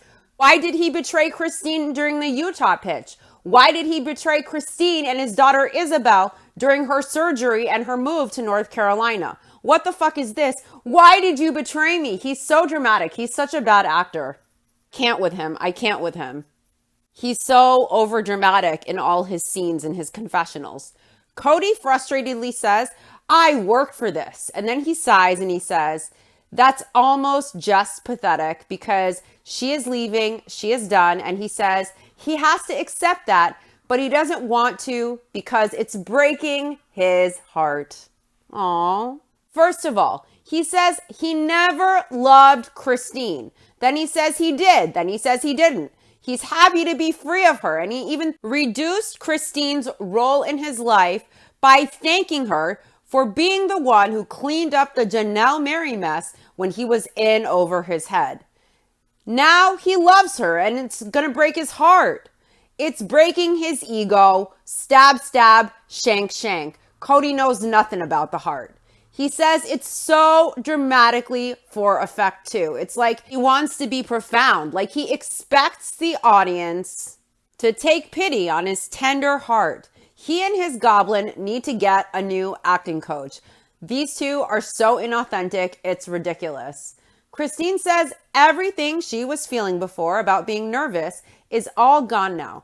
All of a sudden, this was what Christine was waiting for. This is what Christine was hoping for. The show flashes back to earlier seasons of Christine interacting with the kids in Lehigh, Christine giving birth to Truly, Christine moving to Vegas, and she and Cody dancing together at the commitment ceremony. Christine says they had a lot of good memories at this house and a lot of great times and great parties and great gatherings, but Christine is so excited to just move on. She says, today I get to be at home. And Christine looks so happy and free when she says this. And I was so happy for her watching. So everyone arrives in Utah super late at night. And Aspen meets them there. And Christine says she has been moving towards family and it's here and it feels overwhelmingly amazing. She says she just made the right decision. She looks so happy and so free here, glowing, talking about leaving and talking about how good it feels, how good she feels. She knows she made the right choice. And she probably feels hope for the first time, hope for the future, hope for fulfillment, hope for love and acceptance, hope that she will meet a man who will see her, all of her, and not look through her. Christine's energy is lighter. Her voice is brighter. She looks so free. And I think all the viewers are just beyond happy for her. And of course, we all want to see Christine succeed. So I want to do a shameless plug. I think that we all need to check out Christine's cooking show, Cooking with Just Christine, on TLC's webpage and on TLC's Insta page. It comes out every Sunday digitally. Let's give Christine the views she needs. Be very successful and to hopefully get her own show if that's even a possibility. I think Christine would have a rad, amazing cooking show, and I would want to cook all of those recipes and get really high and try them. Truly and Christine tour the house. Truly has 2 sinks and a huge mirror, and there's even a separate door to the toilet. There's a huge, huge laundry room. It's pretty new. It's brand new, the place. It's very clean. Christine loves it. She's beaming. Truly picked a bedroom and she likes it, and it helps Truly to be okay with the move even more. Truly is very excited. She is very happy. McKelty says this has been stressful. There's a lot going on, but she's excited about the new adventure. Aspen tells McKelty it will be new though, since her mom has spent more than half of her life in the family. McKelty wonders how the relationships will be between the kids and the other moms. Aspen is nervous about how the family changes because it's definitely changed. It's totally different now. Christine gets a master. It's gorgeous. She walks through and she is so just exhilarated and happy. And you could tell she's at peace, like she feels relieved to be there and she feels free. She says it's now her room and it's just hers and she can decorate it how she wants. She can buy all new furniture for it just how she wants. It's just hers. Christine thinks it's a great space and she will just have a queen bed. Christine says it represents everything and it's exciting and she is excited to have it just be her space alone for a while. Janelle is still hand carrying water to her trailer. So Christine told Janelle that she can fill water from her back tap since the offer fell through on her house. So Janelle is at Christine's doing water, and Cody drove by and saw Janelle and Savannah there, and he stopped. Savannah admits she doesn't like doing so many chores and things that would be much simpler in an apartment. She says she doesn't think that they understood what they were getting into as well as they thought they did, but it's just one of those things you have to do. Savannah reminds me a lot of Janelle, just the way that she speaks and the kind of way that she puts things. She seems really smart. Janelle tells Cody that she saw Christine off and she thought it would be easier to come to Christine's to fill up on water. Cody tells Janelle that her offer didn't go through, and Janelle tells Cody Christine told her already that offer fell through. Cody seemed annoyed that Janelle already knew about it. It felt like he was excited to give her the news because he wants to really sell this house to her. Cody suggests that he and Janelle buy the house. And Janelle gets a look like WTF, like she is just not happy. And I understand why. In confessional, Cody says, we buy the house, we build on Coyote Pass, you move into that house, we rent this house. He says that's the plan with Robin's house, cynically, as if he's, a real estate tycoon or some type of entrepreneur or expert. Cody always acts like he's an expert in fucking everything, and he really fucking knows nothing. And he's very condescending when he tries to explain stuff. Now, because he's pissed at Janelle in this scene, he's sitting there explaining as if she's in fucking kindergarten or like the viewers are in kindergarten. He treats the viewers like they're fucking stupid. Janelle says she wants a house and she is ready to be settled in her own house. And Cody tells Janelle they are a year from that, even if they start building right away. Janelle tells Cody she doesn't think she can do both, meaning financially she can't swing both, building and all that shit, and then having this house, having to rent it out. If she needs to take another loan, her debt to income ratio would be fucked. If she mortgaged this house, it's a big complication to buy a house when she knows she wants to build on the land ultimately. It ties up her money in something she doesn't need to tie her money up in. And then it also creates a situation where she can't take a loan if she would need to build. Janelle explains that she can't afford both house mortgages. She can't buy this house and in any way, shape, or form finance another house, even if it's small. She just can't. She's right.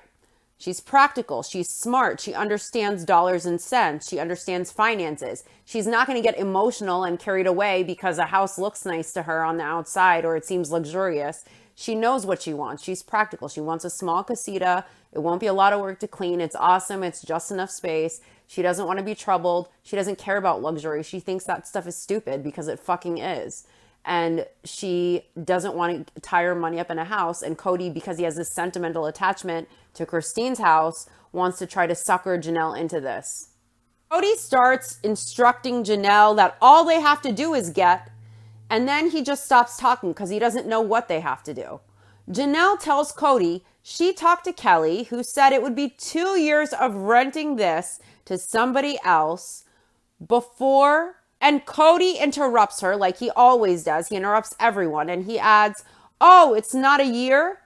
Janelle explains, Kelly is a mortgage professional in town and they have used him for their financing. And he said Janelle would have to rent the place out for 2 years before somebody would not count that mortgage towards her debt to income ratio to be able to finance something else, like, for example, building. And Janelle doesn't want this house. She wants to be out on the property. And that's the whole reason she has been doing everything she is doing, like living in the RV, because she wants to be out there. She doesn't want to tie up her money. She's smart.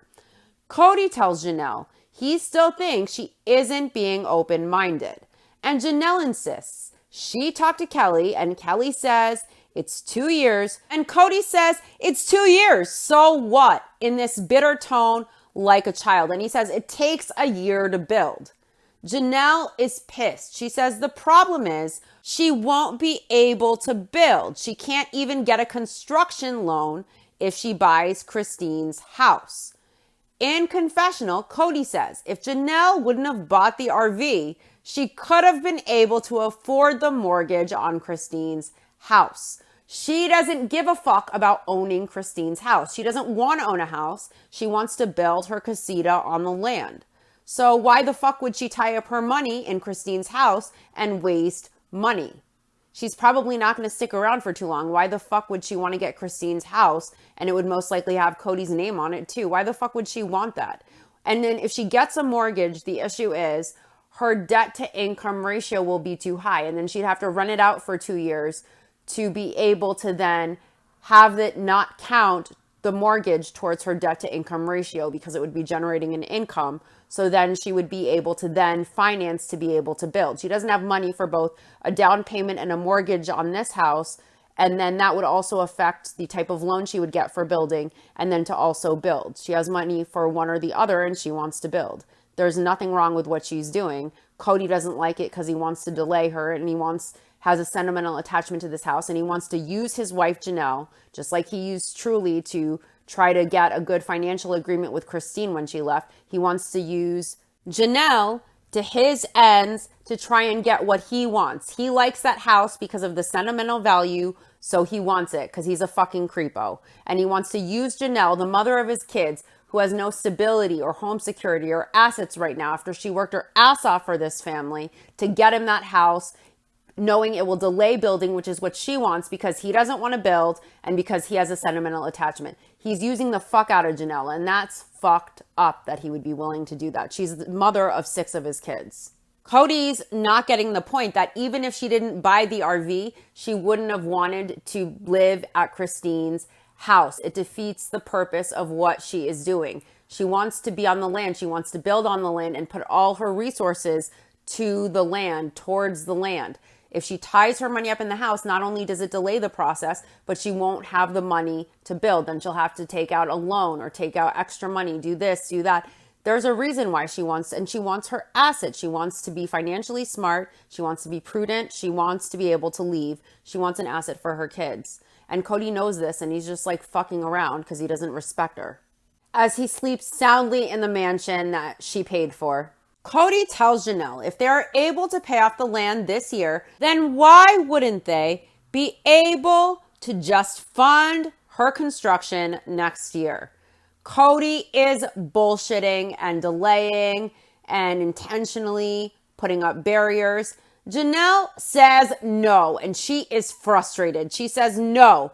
She tells Cody everyone has lost sight of why they moved out here, and it was to build out here, out on Coyote Pass. Cody says he knows. He isn't saying they aren't building out there. They are simply just buying an asset, or it can become one, he says.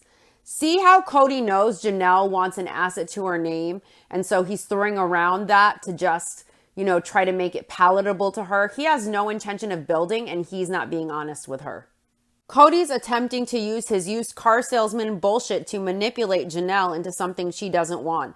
And I'm fucking so glad she is sticking to her guns. And I hope she has every receipt she ever gave for the huge chunks of money that she gave to Robin for a house or for this or for that. And I hope she goes and she gets an attorney and she gets it back if Cody doesn't give it to her straight out. Janelle explains to Cody that Kelly told her it'd be 2 years of renting the place before she could apply. So she asks Cody where she would live for 2 years when they are renting out Christine's house. Cody says he is just being creative and argumentative here with Janelle. The point is, he says, he wants to get Janelle into a home. And Christine's house is here and available and easy. And Cody loves it, and Cody wants it for himself, and Cody's selfish, and Cody has a creepy emotional attachment to it. Probably all of those things. This isn't about him wanting to get Janelle into a house. This is about him wanting to manipulate her into getting that house because he has a thing for it. Janelle explains to Cody that she can be built in a year. And Cody says he sees that they just lack creativity here. Janelle tells Cody she understands what he is saying and she is frustrated, like at her wit's end, and she should be. And she tells Cody she wants to go forward with this build, and Cody tells Janelle he doesn't know why they wouldn't go forward with the build. And Janelle explains because the money she would have to put as a down payment on Christine's house would basically almost pay off the land. And Cody says they can do both. And Janelle doesn't think so. In confessional, she says she is the one who gets the taxes to the accountant. She sees how the money is dispersed from the family account. And there was enough money outside of the debts and their daily expenses that was spent on other things. And she is just saying, if they were prioritizing like they did when they bought other houses, they could pay off the land. So again, she says she sees how the money is dispersed from the family account, and there was enough money outside of the debts and their daily expenses that was spent on other things. What other things? Victoria's Secret, a black sports car, 2-door just for Cody, obviously. Midlife crisis toys. I wonder what things she was referring to. Maybe Robin's eyebrow pencils cost a lot. Cody loves Christine's house. Remember Christine saying Cody had to have it? He loved the view from the bedroom when they first saw it. So Cody has a thing for this house, and he wants Janelle to solve her housing problem by buying it. And basically, he wants to solve his problem of Janelle wanting to pay off the land and building because he has no intention. So he wants the house, and he knows if Janelle ties up her money in this, knowing it would take 2 years of renting it before she could get another mortgage or loan in order to build, it would delay the process, and that would be to Cody's advantage. And also Janelle's hands would be tied as far as financing the build if she needs to borrow or anything like that. Also, she would have to find another place to live when she rents the house out for those 2 years.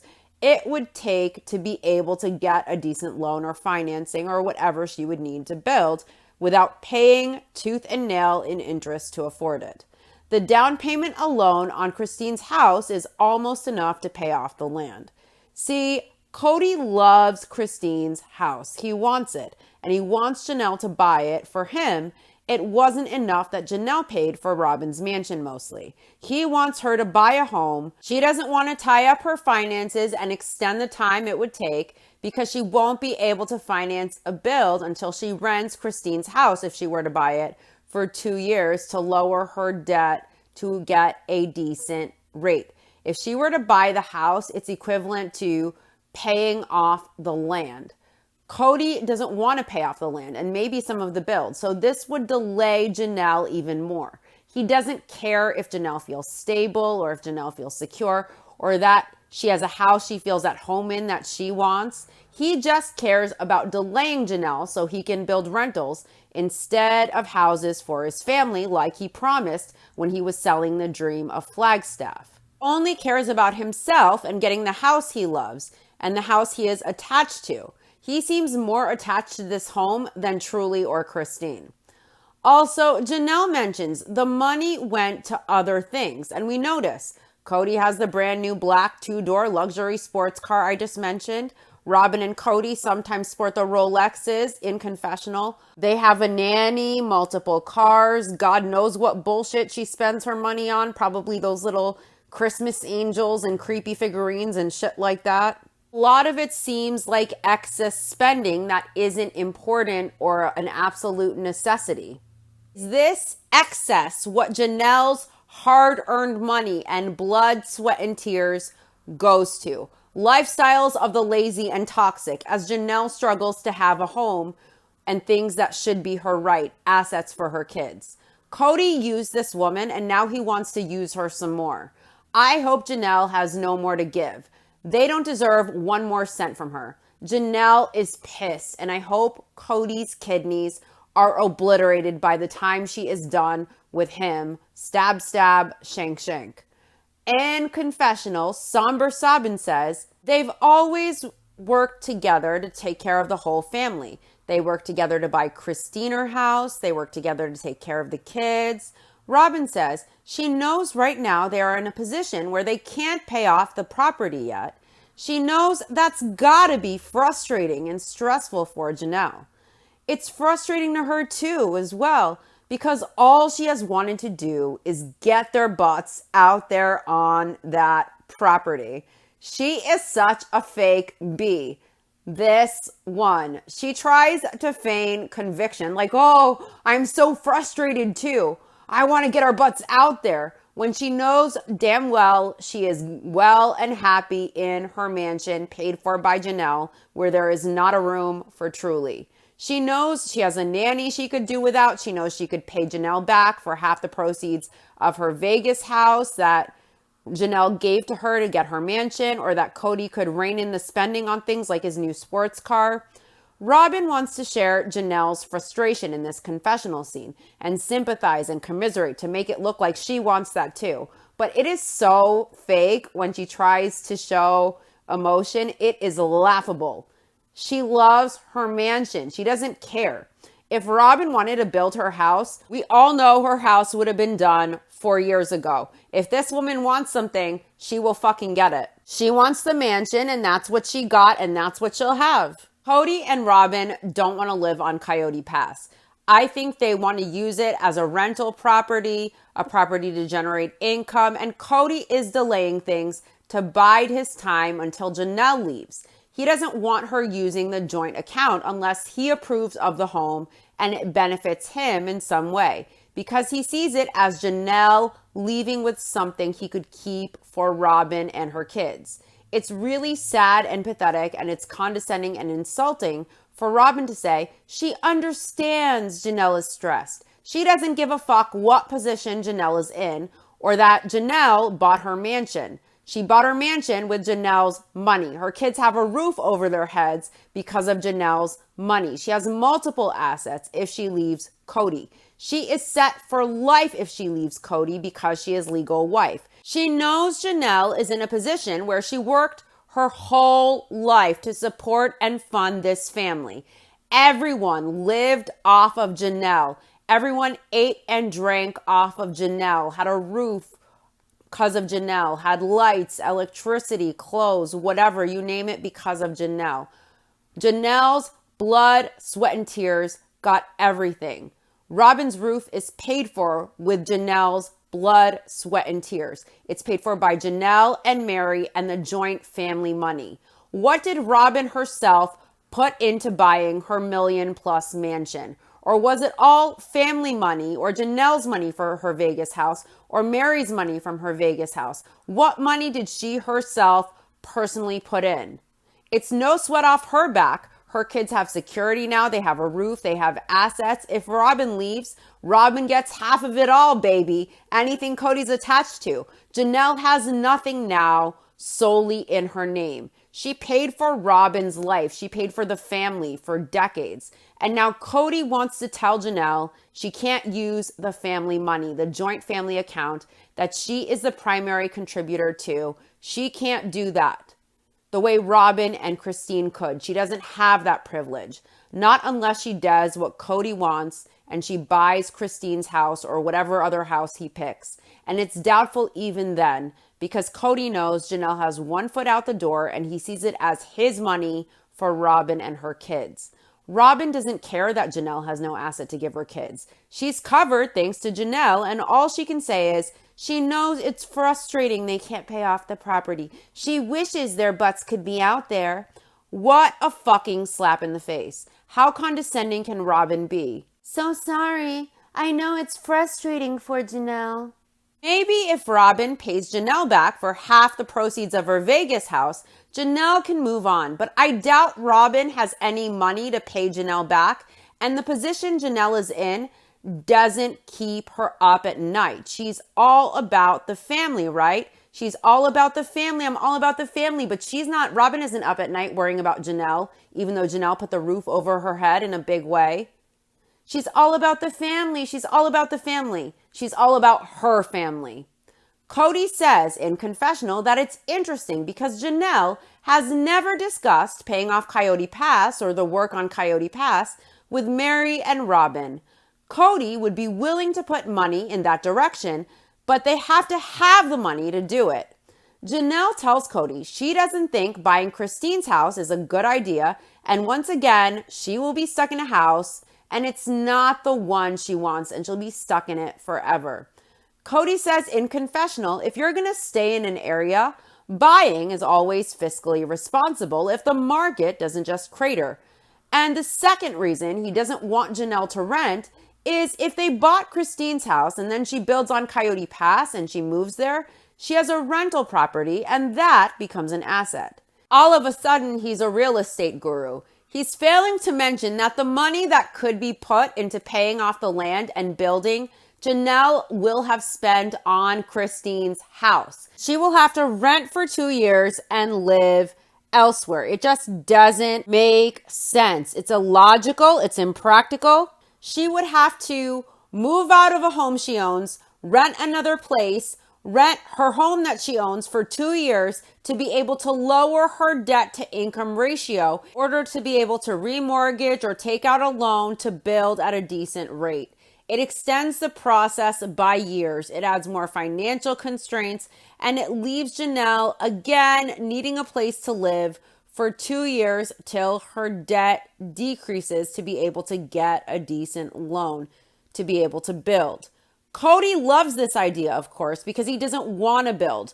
The money is there to pay off Coyote Pass. Cody doesn't want to. Robin doesn't want to. I think Cody wants to build rentals, end of story. He thinks he will become some real estate tycoon in Flagstaff, and he is resistant to Janelle building, and he's using Christine's house as a delay, using having to reconfigure the land as a delay, and all of it just to prevent Janelle from being able to pay off the land just because he doesn't want her building. He doesn't let her use the joint account because he doesn't want it paid off. He wants to build rentals there and it won't happen. Cody doesn't have the focus and control to be able to handle building from the ground up on land that needs major work. It needs water and power lines and excavation. Cody isn't that guy. If anyone could honestly pull something like that off with a raw piece of land and some capital, it's Janelle and only Janelle. Cody wouldn't even see the rentals to fruition. He would get frustrated and flummoxed with the change orders and the issues and the inspections and the fees and the permits and the unforeseen costs. I love how he accused Janelle of not thinking creatively, by the way, regarding her buying Christine's house. She was able to support a family of 20 plus for years on her own with a very compulsive, petulant man who has no clue how to manage money responsibly. She was able to make the dollars and cents work. She was able to make ends meet and feed all those people and house all those people and cover the food and the grocery and the bills. She was the fiscally responsible one. She was the budgeting person who made ends meet even when it was impossible. And now Cody wants to accuse her of not being creative. He wants to make it seem as if he knows better than she does. He knows nothing. He lives off of his wives in Robin's house, paid for by his other wives, acting like he calls the shots and he knows up from down. All Cody knows is how to exploit, abuse, and manipulate. Janelle is far too good for Cody. She's too intelligent, she's too ambitious, she's too practical, she's too honest and authentic, and she really deserves an intellectual equal with a strong work ethic, and it's not Cody. He was very used car salesman this episode, just like every episode, trying to justify to Janelle and sell to viewers why Janelle should have that house. Janelle made practical, rational, sound arguments.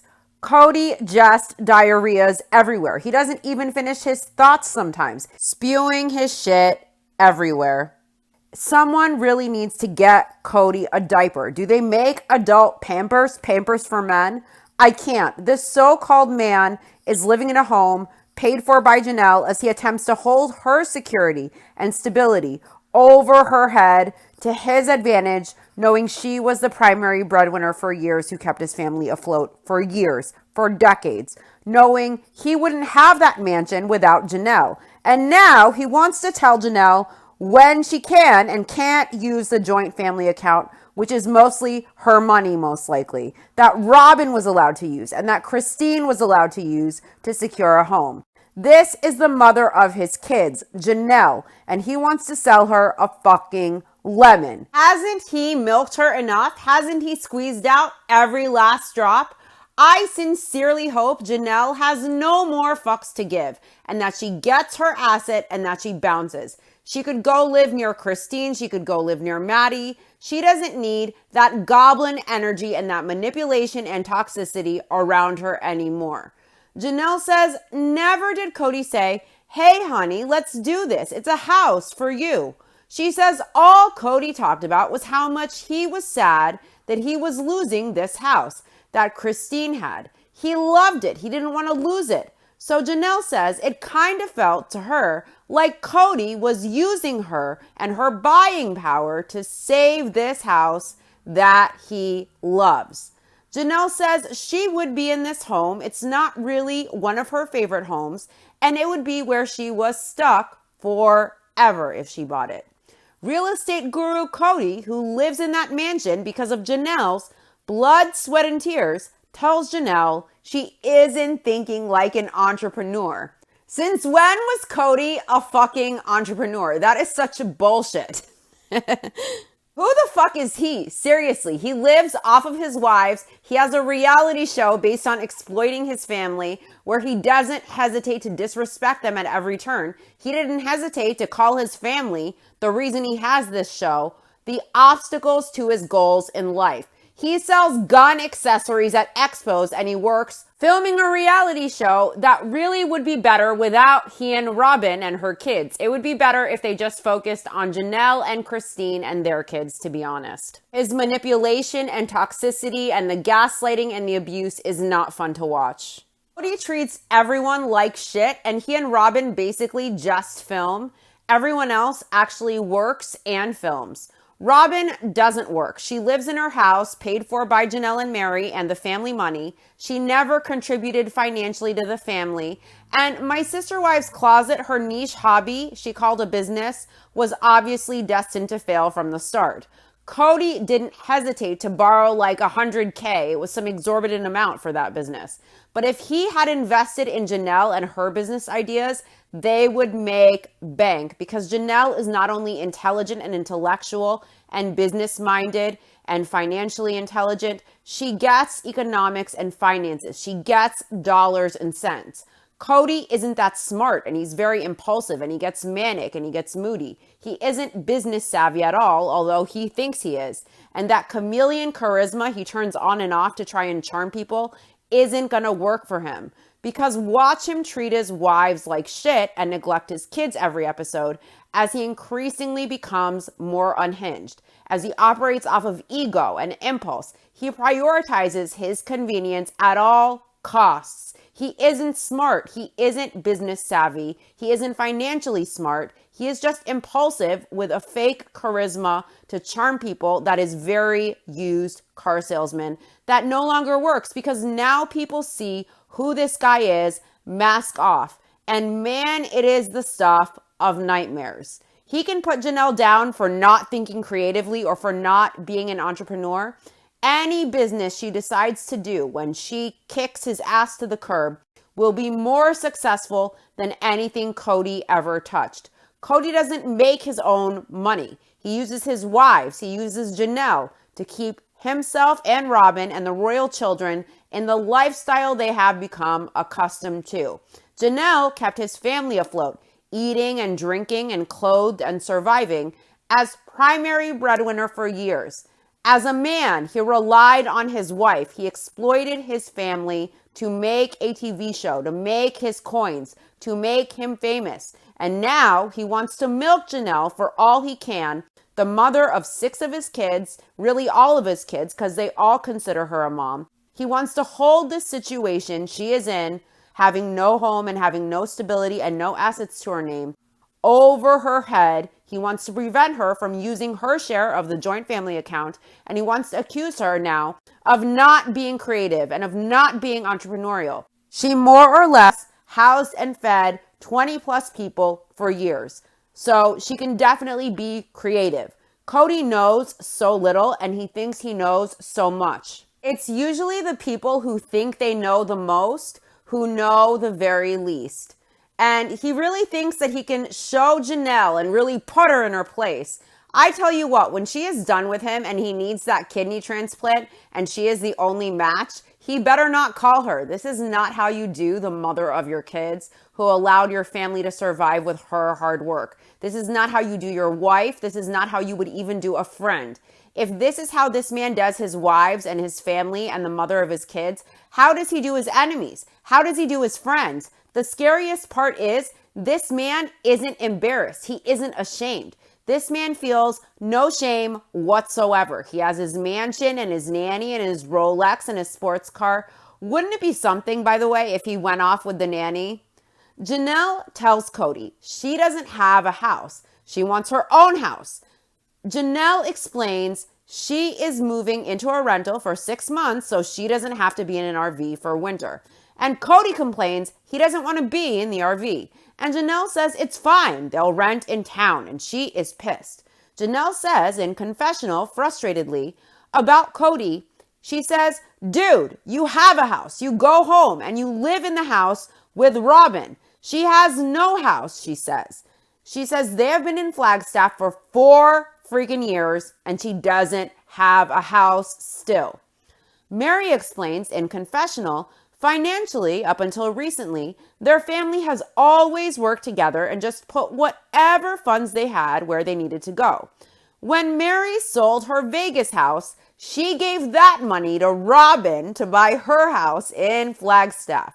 They have always worked together. That working together seems one-sided. I see a hell of a lot of Mary and Janelle working to help Cody and Robin. When does Cody help his wives? When does Robin pitch in to help her sister wives? When does Robin sacrifice half the sale of her home or most of the proceeds from the sale of her home for Janelle and Mary? Oh, I would love to see that. Mary says she has no problem with the fact that she is renting still. So Robin not only took half of Janelle's proceeds from the Vegas house and Mary's proceeds from her Vegas house, but a large chunk of the joint family account to pay for her mansion. The sister wives, primarily Janelle, paid for Robin's $1 million+ mansion. She gets 50% of legally should she divorce Cody. Mary has no assets other than the land that's not paid off. She rents, and of course she owns the inn, but the family has nothing to do with that. And Janelle has just the RV. So I want to know, how much did Robin pay personally from her account for her mansion, from her personal account, in comparison to Janelle and Mary and what they gave her, and also the chunk from the joint family account? How much came directly from Robin for her home that she lives in, for the roof over her head that she gets half of should she leave? It seems to me like Robin wouldn't have 1 penny to her name if it wasn't for this family, and Mary and Janelle particularly. Robin seems comfortable to sit on her ass and accept her riches as Janelle struggles and has no home. Robin doesn't give a fuck. She's sorry that it's frustrating. Now, Cody wants to use Janelle's situation to push her to buy a home he loves for sentimental reasons, also knowing it would delay her plan to build, which Cody has no intention of doing in the first place. It's insulting and it's manipulative and it's frustrating. If I were Janelle, I'd be pissed. I'd be livid. So Mary gave Robin money, also Janelle, plus the family account to get her into that mansion. So how much did Robin pay for her home herself, personally, from her own blood, sweat, and tears? She lost money for the family on My Sister Wives Closet. She never contributed financially to the family other than maybe her 1/5 of the TLC paycheck, and I doubt she put that in the family account.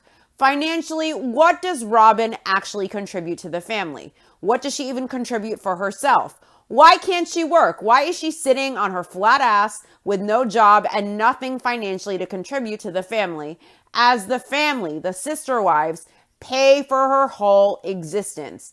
Is she physically disabled? Is she mentally disabled? I don't know. I walk with a limp myself and I work. I have my college degree. Is she mentally impaired? Why can't this woman work? Why can't this woman work? What prevents her from working? What keeps Robin from wanting to give to her sister wives and to the family, since she's all about the family, the way they give to her. How is she comfortable with living off of Janelle and having a roof because of Janelle when Janelle has no roof to speak of? And then when Janelle gets the RV to start building her home on the land to make progress to get herself an asset so she can leave, Robin insults her with, "No human should live this way. No human being should live in a trailer." And Aurora asks if the bunk beds are dog beds. I don't think any human who is a grown adult should be living off of another human being, knowing that human being has nothing, especially that they have no home, that that human being is struggling, that that human being got you your mansion and your roof, and all you can say is, "I know it's frustrating. Oh, no human should live like that. We can't pay off the land right now. I know it's frustrating." Bitch, please. Fire the nanny, sell your Rolex, sell the motorcycle, sell the extra sports cars, and give back to this woman, Janelle, the mother of 6 of Cody's kids, and really all of the kids, who gave so much to Robin and Cody and the family.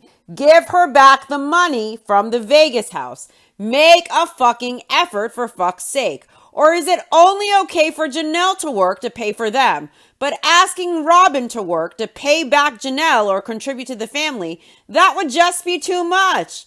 If I was Janelle, good luck. She should be keeping receipts and going to court demanding what she gave back, plus interest from these goblins.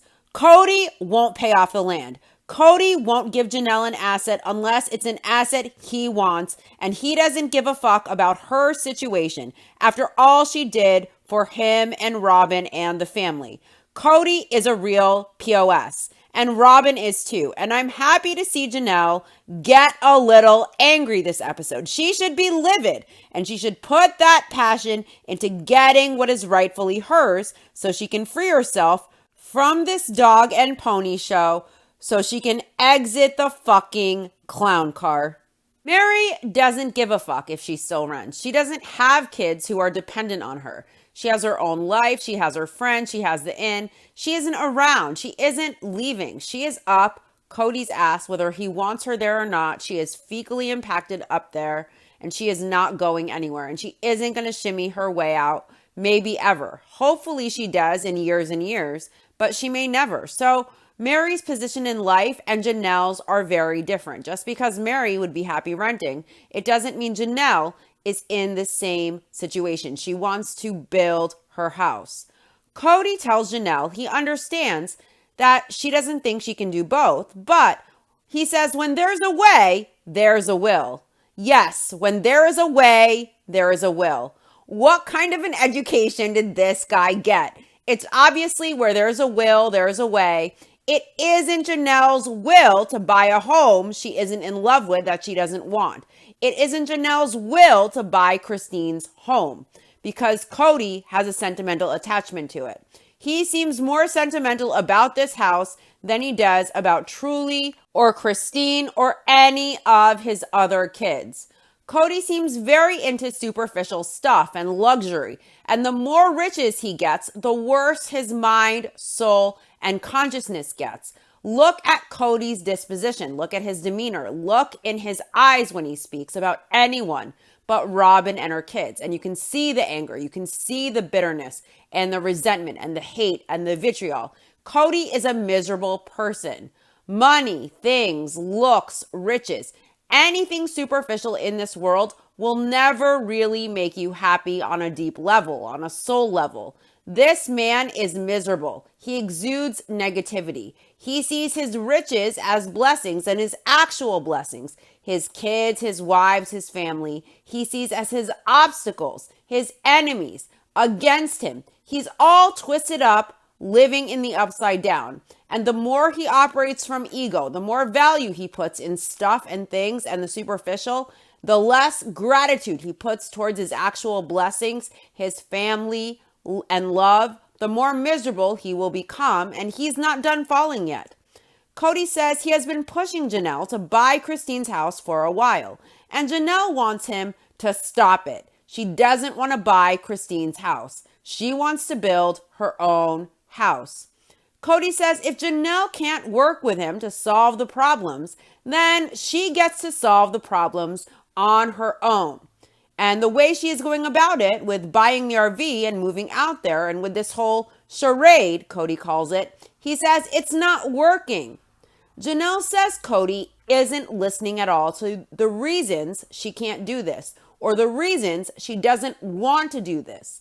Janelle says it's almost as if Cody feels if he keeps telling her, he will steamroll her and she will lay down and say, okay, we'll do it. Cody says he isn't forcing Janelle into doing anything. He is trying to have a conversation. And he says Janelle will do whatever she wants. She always has. With an idiot like Cody who can't get a common saying right, like where there's a will, there's a way, an impulsive guy who is moody and manic and unstable, would you listen to what this man says? This man who doesn't seem to be playing with a full deck, who seems unhinged increasingly, who naively assumes that he can be the leader, that he's capable to be the leader, who constantly manipulates and twists to try and get things done to his advantage. Is this a man you would even want to hear out at all? Janelle can do cartwheels around Cody intellectually. Cody isn't smart. He's manipulative. He can put on a fake charisma. He can showboat and he can try and talk his way in and out of things. Nagging Janelle incessantly, he can pull out his used car salesman tactics. But Janelle isn't born yesterday and she is going to stick to her guns. She is in this with her eye on the prize. She wants an asset for her kids. It doesn't matter what Cody says. She isn't going to hear it, just like he refuses to hear her, and she isn't going to be manipulated. Janelle knows Cody. She knows how Cody operates. She knows that Cody thinks if he brings this up enough and if he insists enough that he can manipulate her eventually into doing what he wants. It's never happening. Janelle compromised her whole life for Cody and for the family, and she sacrificed for the family. The family survived because of Janelle. She isn't going to compromise now, and she shouldn't. She compromised enough. This is about her kids. This is to get an asset for her kids, an asset she wants, how she likes, and a home. And when Cody said if Janelle doesn't work with him to solve the problems, she will have to solve them on her own. First of all, what the fuck has Janelle been doing all this time since way before COVID? She lived like a single mom. She figured out her housing. She figures out everything for herself and for her kids. She supported the family for years. She paid for most of Cody and Robin's mansion. He thinks she wants his help or that he can hold access to the family account over her head. All she has to do is get all the receipts and go to court and sue for her money back plus interest. Problem solved. I hope she kept receipts. Cody acts like he has Janelle backed into a corner and like she has no choice but to acquiesce and bend to him to get him to play ball and pay off the land. And he thinks that he is dangling her security over her head, the mother of his 6 kids, as if now he's got her in a position where she will behave in a way that he wants. He should be ashamed of himself. Guess what? Janelle can prove she was the primary contributor to the joint family account. Janelle can show how much she gave to Robin for the mansion. Janelle can ask for her money back from the mansion. It's fucked up to allow the wife who put food into the mouths of your family and gave them homes and paid their bills for years to suffer now knowing she paid for your house, knowing Robin and Christine got to use the joint family account to secure homes. She primarily contributed to that account, and now Cody wants to try to hold this over Janelle's head to manipulate her in order for her to capitulate to him. No, fuck no. If she has receipts, if she has documents, she needs to hire an attorney and sue the fuck out of Cody. And when she leaves the family, by the way, who is going to pay for Robin and Cody's lifestyle? Who will help when they can't pay the nanny or the mortgage? Who will do the family finances and the taxes once Janelle leaves? Once Janelle leaves, so does the money tree. Then Mary will be exploited to no end. That's probably why She has the $6,000 or $7,000 packages for the inn and the retreat, whatever bullshit, just to meet her and have a retreat in the middle of nowhere in bumfuck Parowan, because Cody needs a cash cow, especially if Janelle is out the door. And Mary, Cody, and Robin managing the finances will be interesting. I wonder which one has the most sense. Mary runs the inn, so she has some idea of how to run a business successfully, and she has an idea about finances. Cody is impulsive. There is no way he can handle it when Janelle leaves. Mary will become the new money tree. It's really sad. Christine explains that there is a new buyer for her Flagstaff home, but she has stuff to move out. Truly is spending the night with Janelle and Savannah in the RV. Notice how Truly didn't stay at Cody's house. There is no room for her. Christine would love to stay home in Utah and settle. She was so happy to progress and move forward in life. She didn't want to go back to Flagstaff. Janelle is glad to have Truly over. She thinks Truly is a cool kid and you can have adult level conversations with her even though she is 11. Janelle says you forget that she's just 11 and it's fun to have her over. I like Truly. My impression of Truly is she's a very free spirit and she's wise beyond her years. And she also seems incredibly articulate and very good at communication. I love the scene when Cody was trying to force her to ride a bike when she was uncomfortable. And in the end, she had to say, "My body, my choice." I effing love that because she sets her boundaries and she stands up for herself. And that's fucking awesome. It's Truly's first sleepover in the RV. They're going to do stargazing. Janelle is a huge astronomy nerd and she is a sky watcher. She is enthralled with it and passionate about it. And if Janelle discovered a star, she would call it My Babies. She says she has a lot of babies, some grown up and some little. Janelle says it's a fun thing about living in the RV. They cook out often. She loves doing it. It's like camping every night. Janelle is trying to show Truly that it's cool to live out here in the RV. She even bought her sugary breakfast cereal, which she never buys, because she wanted to make it fun and an amusement park experience for Truly. So Janelle bent over backwards to make it fun for Truly. And they roasted marshmallows, they stargazed, they had a great time, they had fun. And Truly knew this was the last time she will see Janelle and Savannah in a couple of months. You know what I noticed? Truly didn't even have a room yet. She didn't have a room in that RV. It's a tiny little RV. And she had her bunk bed and she was comfortable there. She was comfortable to do a sleepover in the RV away from her mom with Janelle and Savannah in that RV. When she goes to Robin's, we know Truly only likes to stay for an hour or two. It's probably because of the vibe and the energy over there. Truly feels at home with Janelle and Savannah in that RV. Robin says no human should have to live like that. And Truly probably slept in one of Savannah's bunk beds that Aurora referred to as, "Oh, is that a dog bed?" And Truly was so happy in that RV and so at home in that trailer. She was able to spend the whole night there and she enjoyed it. Home is about the people you're with. And because she loves Savannah and Janelle, the trailer was home for her.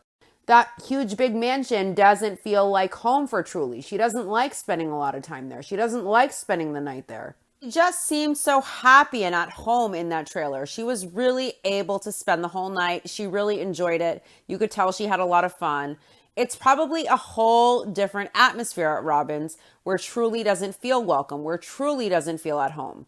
Janelle makes an effort for Truly. She got her different graham crackers. She got her different cereals. She was attuned to Truly and her needs. She was willing to go the extra mile to make Truly feel loved and welcome and wanted. Does Robin do that? The RV felt like a home for Truly, and the bunk bed felt like home. Robin's mansion is full of space, full of beds, full of rooms, but it doesn't feel like home for Truly. Truly doesn't feel comfortable there. It's so cold and inhospitable that Truly doesn't feel at home, especially because Truly doesn't have that love and warmth and bond and connection with Cody or Robin or their kids. Home isn't about money and space and riches. Home is about love and connection, and you can have the same capacity for love and connection in an RV as you would in a $1 million+ mansion. I would rather live in the RV surrounded by love than in that goblin's lair filled with gossip, pretension, condescension, and resentment. This is Christine's last day in Flagstaff. She moved from the house 20 days ago, so now they are just visiting and it doesn't feel like their house anymore. The first buyer backed out because of electrical problems and they got the problem fixed, and now they have other buyers and they are closing. So now Christine needs to finish cleaning the house. It's exciting. And she says Robin and her kids drove by and they rolled down the windows and they waved and they yelled yesterday. Christine says it was cute. It seems kind of stalker to me, like Robin is insisting to be up Christine's ass. Be my friend, please be my friend. When Christine made it clear that she needs space. Christine is so gracious. She said it was cute. And maybe it was cute, but it seems kind of stalker to me, like Robin is just insisting to be up Christine's ass when really she just asked for space. Christine thinks things will be fine. Things are more broken now than ever. But she and Janelle are fine, and she wants to keep her relationship with Janelle really solid and really strong. She mentions that every time she comes into town, she sees Janelle. They do coffee in the morning, they hang out, and it's easier. It's taken off the label of sister wife, and they are just friends, but closer than friends because they have raised kids together. Christine doesn't know if she and Janelle can be considered sister wives if they aren't married to the same man. Janelle says of all of her sister wives, the real sister wives who are all married to Cody, Christine was always the heart of that relationship for her. She has struggled with Mary, and they worked for a lot of years to try and figure things out. And with Robin, there's a lot of problems. That's an understatement. But Christine truly is in Janelle's head, the definition of a sister wife. She says you spend a big portion of your life with her, you have history with her, and all of these things like being a support network for each other. So Janelle thinks they are still sister wives. They flash back to Robin asking Christine if she is interested in working stuff out from over the past how many years. And Christine clearly tells her she needs space for right now. Christine hasn't spoken with Robin or Mary since they talked all together, and she thinks her relationship with them will just stay like this. When they see each other, they will be amiable, they will be kind, but they won't seek each other out. Christine thinks things could change years later, but she doesn't think there is a lot of trust between all three of them. Christine says the house is just so empty, and it's weird, it's surreal, it's hard, it's good, it's fun. It's exciting to just leave. She doesn't like to be here in this house. She would prefer to be anywhere else, because anywhere else she is strong and independent and fun and fearless, and she can rise to any occasion. She can do anything she wants. But if you put her back here, she was a wife in a loveless marriage that was going nowhere, and she doesn't like to be that, so it's like a farewell to that too. Cody has been doing yard work at Robin's all day, and he is stopping at Janelle's RV. She has something to show Cody. They have been living in the RV together for a while now, and it's been less than a picnic, Cody says. It's like they are just going to ignore the problems in the relationship and sweep them under the carpet. Cody has a log he is moving out of Robin's backyard. He and Robin apparently have a pile of logs they have been salvaging. They will peel them and hang them to dry. Janelle has her house plans. They have a drafted drawing of the house. They would take it to a builder to bid, and they could get a permit to build off of it, maybe, Cody thinks. Janelle did the pointed roof the way Cody wanted. The house is only 1,200 square feet. They made the roof pointed to make it feel open, and it will have a big garage, but not big enough for the RV. The house Janelle is building is more like a casita. It has a 3-bay garage with the house built up on top of it. It saves building costs, and they have a 15 by 15 master, big enough for their bedroom set, and Savannah has a smaller room. It's a 2-bedroom house since Savannah is the only child still at home. Janelle wants to save the bulk of the space for the big great room where you would hang out most of the time anyways. In confessional, Cody says he has been left feeling pretty disrespected, and he says men don't love women who don't respect them. Women don't love men who don't respect them. Let's correct it. Janelle could build her home on the existing lot lines. She would fit her home in the lot lines with the land divided or as is. That would mean for her to start building, she would not need to even wait to resurvey the land and waste that time because she can build and still be within her property lines with the land as is or redivided. Either way, the home would still fall exactly where it needs to be on her piece. Cody insists they won't build until they have done the subdivision of the land. So that is their next move, to do the subdivision of the parcels the way Cody insists on, with 5 lots. Janelle says this is typical Cody. Like, things aren't going awesome. She says it's been a hard summer and now it's all her fault. It's all her problem. And now somehow she is inconveniencing him. Janelle says it's astounding. It's astounding. In confessional, Cody says they want to do the subdivision and the main reason is to get a 5th lot out of the land. So in order for them to divide the property and get that 5th lot, they have to pay all of the land off. Then they're able to start building. And until then, they can't start building. Of course, anything to delay Janelle. Janelle tells Cody things have changed and she asks what they will do since Christine has left. And Cody wants to discuss it with Mary and Robin. Janelle says there are no longer 5 of them. And Cody says Janelle might be wondering if they still will have 5 lots since Christine has left. And Cody says they still would. And his bullshit excuse is it would increase the value of the property by 20%. This isn't about property value. This is about Cody delaying Janelle. Janelle's portion of the land, her parcel, might be paid off, and her home fits in either configuration on that land, whether they reconfigure or not. Cody is insisting on 5 lots, not because of property value or money. It's because he knows to do that, Janelle has to wait to build, to resurvey the land, and it would delay him having to pay it off, and it would delay Janelle building, even though there is no need to have 5 lots, especially because Christine left. And even though her casita would still fit within the bounds of her parcel, regardless of the reconfiguration, Cody is still insisting on 5 lots to delay Janelle building and to avoid paying off the land. Him having that 5th lot and delaying things means more than Janelle having stability. It's a 1,200 square foot house for herself and her daughter.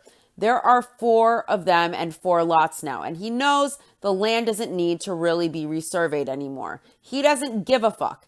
Anything to delay paying the land off, anything to keep Janelle backed into a corner, the woman who is the mother of 6 of his kids, who put food on the table for his family of 20 plus for decades. He wants to do dirty like this. He doesn't even give a fuck about putting Janelle in a worse financial situation or putting her in debt to delay things or get what he wants. He doesn't care how any of this affects Janelle as long as he gets what he wants, whether it's the 5th lot or Christine's house. It doesn't matter to Cody what type of financial mess he gets Janelle in after all she did to provide for his family. And it's such a slap in the face for Janelle. Janelle wants everyone to get together to talk about the land and what it will look like. But Cody insists he wants to divide the land the same way. Janelle wants everyone to talk, and Janelle says Cody is stuck on this 5 lots. Even with Christine gone, there are 4 lots. They could make this work with the land divided as it is. But Janelle thinks, Cody thinks he is some sort of guy who's going to build all of these houses and rent them. And Janelle thinks it's fine. She just wants her piece. She wants her piece, she wants her estate, and to build a house on her land. Cody says this has gotten ridiculous because they don't have the money now. Well, Janelle said the money is there in the joint account, that the balance is back up to before Robin took a large chunk out for her mansion. And Janelle also said there are a lot of extra things that Cody and Robin spend their money on that they don't need to be spending money on. And Janelle also, notice, Cody has no problem for Janelle to put down a down payment that would be equivalent to the cost of paying off Coyote Pass if it means getting what he wants and getting Christine's house. But for her to put the money towards paying off the land, he has a problem with. He doesn't want that because he doesn't want her to build. It's very interesting to me that Cody is saying the money is not there and Janelle is saying the money is there and Cody is forbidding her from using it. And Cody has no problem having her use money, almost the same cost it would be to pay off Coyote Pass to put a down payment on a house that he wants, Christine's house. He would have no problem with that, but he has a problem paying off Coyote Pass. Why? Because he doesn't want to build. At least he doesn't want to build homes for his family on that land. Cody insists they don't have the money now, and Cody thinks this is an illusion that Janelle convinces herself of, that somehow if she works her will, they will be successful at this, but he says the money is just not there. So before, Cody told Janelle regarding buying Christine's house, a house he wants for himself that he is sentimentally attached to, that he wants Janelle to buy the house for him, for his sake, for his selfish wants. And he says, where there's a way, there's a will. So Cody felt Janelle could afford to spend the same amount it would cost as paying off Coyote Pass on a down payment to get Christine's house that he wants. He felt she had a way to do that, if only she had the will. He wanted her to find the will to do that because that's what he wants. But for some reason, even though the down payment on the house and paying off the land is almost the same amount, Cody thinks Janelle could have a will and a way to do that, yet he doesn't think, despite her will to build on this land, that there's a way for her to pay off the land, even though it would be the similar amount as a down payment on Christine's house. I find that very interesting. And it's just because he wants Christine's house, he doesn't really want the land paid off. He doesn't want to build on the land. So again, Cody felt Janelle could afford to spend the same amount of money as paying off Coyote Pass on a down payment to get Christine's house. He felt she had a way to accomplish that, if only she had the will. He wanted her to find the will to do that. Even if she uses her will here to build and pay off the land, he is saying there is just no way that she can do it. There is no way she can pay off the land. There is no way she can spend almost the same amount as she would on Christine's house building or paying off the land. And that's okay with Cody because Cody wants Christine's house. There's a way if only Janelle was willing to buy that house. And she has the will to build. She knows the money is there to pay off the land. And instead, people are buying stupid, unnecessary things.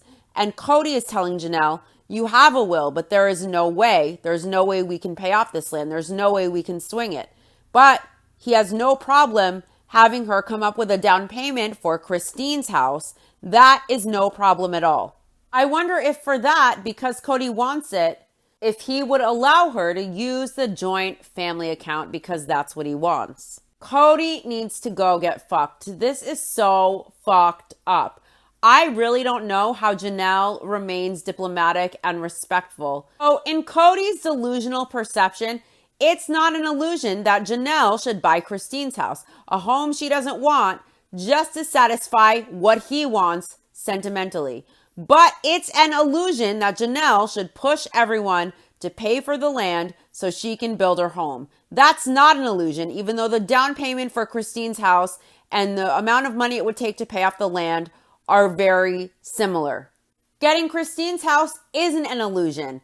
Building on Coyote Pass or paying off the land, that's a huge illusion. Janelle is tripping.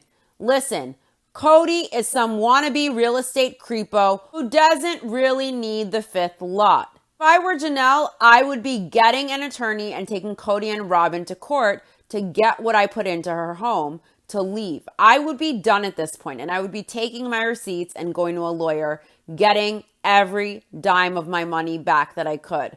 Let's hope Janelle gave to Robin with documentation and receipts, because this is not okay. It's not okay to use Janelle's financial situation to force her to submit or to manipulate her into buying a home she doesn't want that would cost the same amount as paying off the land almost and building. I think Janelle wants to secure just one asset in her name to leave her kids so she can leave. And Cody knows the home he sleeps in every night, the mansion, is paid for by Janelle, and he can't play fair. He wants to manipulate. He wants to set hoops for her to jump through. He wants to milk Janelle for all she is worth, and that's not how any decent human does anyone, let alone their own family or their wife or the mother of 6 of his kids, or really all of his kids. They do not need 5 lots. Cody is no real estate guru. He can't even manage simple shit like leveling an RV. Are we to expect that he is capable and with it enough to resurvey land, get permits, pay off the land, accept bids from builders, rezone, bring in water and electricity, excavate and actually finish rental properties to fruition that actually come to fruition, and with inflation the way it is? Cody is just trying to delay Janelle. He won't see those rentals through if that's his plan. He can't even handle seeing his kids regularly or calling them regularly on a regular basis. How the fuck will he handle the stress of subdividing land, excavating land, bringing in water and power, doing blueprints, getting bids, getting permits, change orders, and on and on? Cody can't do it. He isn't capable. And he wants to talk about how, oh, we need a 5th lot. No, this man needs to come back to earth and reality, and he needs to go get his head checked. Not many people will be dumb enough to buy his bullshit. He's not smart. He's impulsive. He seems manic and in a mania sometimes. He isn't patient. He isn't good with stress. He isn't good at anything. The only person who knows how to get shit done left in his family is Janelle, and to some extent Mary, who did the inn. Janelle will show Mary and Robin the blueprints if they're interested, she says. Janelle explains that she lives in a bureaucracy. They do everything by committee decision, and it's the most frustrating part of her life. Janelle thinks it's honestly part of a plural family that chooses to work together. Janelle says there are many plural families where the wives maintain their own separate households. They are very independent, and the husband disperses his resources among his households. But they chose a long time ago to work together. And even though that has changed in the past 6 or 7 years, everyone is starting to think of their estate. So now they are separating things, but there are still very intertwined pieces of their lives that they have to work together on, Janelle says. In confessional, Cody says, in the very beginning, when their family came together, they built a family that said, these are our children. And as the older children grew up and they left, it stopped being our children. It started being my children and your children. When did Cody start referring to his kids with Janelle and Christine as just Christine's kids or Janelle's kids, never calling them my kids or our kids? He only calls Robin's kids his kids or our kids. When did that start? That didn't start with the sister wives. That started with Cody. Cody says they have Robin with no empty nest. Nobody has left home. And with Janelle, almost everybody has left home. With Christine, almost everybody has left home, so they're in a very different place. Cody says it's not necessarily sinister, but the family doesn't work together anymore, and it hasn't worked together, and it hasn't for a very long time. Cody says it doesn't really hurt for Janelle to go and spend the holidays with her kids, but he asks, what does that do for me? I have little kids at home. He says it's an evolution in the family that has left him feeling alone in many ways and not supported by his wives. The evolution in the family isn't just because the kids got older and left. And it's not that the family as a whole has stopped working together. And it is sinister. It's sinister because Robin perpetuated this us versus them mentality since she came in. She has been whining about being rejected, and it perpetuates a separation among herself and her kids and Cody and the rest of his wives and kids. And also, I say this like a broken record, but when she came into the family, she came in prioritizing Cody and the stability and security of herself and her kids. She knew how to feed his ego, she knew how to manipulate him, and as she prioritized him and made him feel like the center of her world, as she blew smoke up his ass, coddling his ego, she kept things convenient. And it made Cody want to gravitate to her because convenience is key for Cody. He gets to be revered, as he does virtually nothing to be revered for. And he had issues in his other marriages. They weren't all a cakewalk. They weren't so convenient. So then Robin perpetuates this bullshit idea that no one likes her, no one accepts her, that she is rejected by the family. And then Cody wants to protect the woman that he loves and her kids from the rest of his family, the bullies. And it created more problems in each marriage and more resentment. Cody resented his other wives. He resented his other kids. And the more Robin enabled Cody, the more he hated going anywhere but to her home for his ego feast that Mary, Janelle, and Christine refused to cook. So it's not just that he has all of Robin's kids at home. It's that Cody became resentful. He grew to hate and resent. He grew bitter. He resented his responsibility. He hates effort. He hates inconvenience. Janelle said it herself that Cody feels like she is inconveniencing him by wanting to build, by wanting the dream he sold to her and all of his wives to get them to move to Flagstaff, just for Robin to be near her son in college. He uprooted the whole family for that, and now he wants to say it's nothing sinister. I just have kids at home. Robin and Christine had only one kid left, so we don't have to work together. No, no, no. Listen, Christine and Janelle were always all about the whole family. They sacrificed for that family for decades. They still work together. Fuck, Janelle gave half the proceeds of her Vegas house for Robin's mansion. Mary also gave her Vegas house proceeds to Robin for the mansion. They work together, but Robin and Cody don't work together to make the same effort and reciprocate and sacrifice for the sister wives and for the rest of the kids. They aren't willing to be inconvenienced for anyone. They're only willing to inconvenience everyone around them and bleed them dry. The family always worked together. His 3 original wives were always all about the family. The family stopped being cohesive and working together when Cody prioritized Robin and her kids to the detriment of everyone else in the family. And when Cody decided it was okay to show blatant favoritism, he felt comfortable disrespecting his other wives and kids, throwing fair and equal out the window. This isn't about his other wives not choosing to work together or that the kids got older. This isn't about the wives choosing not to work together as one family. That's bullshit. Cody wants to say, woe is me, pity me, pity me. Janelle won't stay with the family for holidays. Janelle won't stay with the family, me and Robin's kids, for the holidays. She would rather go see her kids. He is saying he feels alone in this and that his wives don't support him. My response is he needs to shut the fuck up and look at the lifetime of sacrifices Mary, Janelle, and Christine made for him and this family, and he needs to find an ounce of gratitude and show it. Cody has been an absent father and husband for over a decade. He has refused to support his wives unless there is something in it for him. He refuses to support his kids. He is absent. He makes everyone jump through hoops just to get crumbs, as if being a father and a husband is a reward for good behavior and obedience to him. He creates hoops to jump through. He's a POS and a loser. His wives always supported him. His wives always supported the family. He is the one who insists he will only support them. He will only invest and participate with them if his kids and other wives allow him to control them and if they fluff his ego and if it's convenient. He can't say shit like this is a patriarchy and Janelle knows she signed up for this when she married me, that her will runs into mine, and then say, oh, I don't feel supported by my wives. When he starts showing up for his kids, when he starts showing up for his wives fairly and equally, maybe Janelle will want to go to holidays at his house. When he respects his kids and when he invests in them, maybe his wives and kids will be more likely to show up.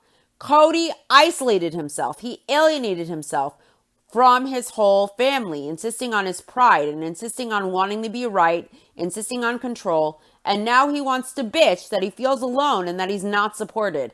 How does he think Christine and Janelle and their kids feel? He isn't the wronged one here. I don't feel one grain of sympathy for this idiot. Do you? By the way, Cody says he is left alone and unsupported by his wives. When Mary got a legal divorce, was Cody supportive of Mary after she gave Robin what she wanted? Was Robin there for Mary and all the emotion she struggled with in legally ending her marriage to Cody just to allow Robin to be legal wife?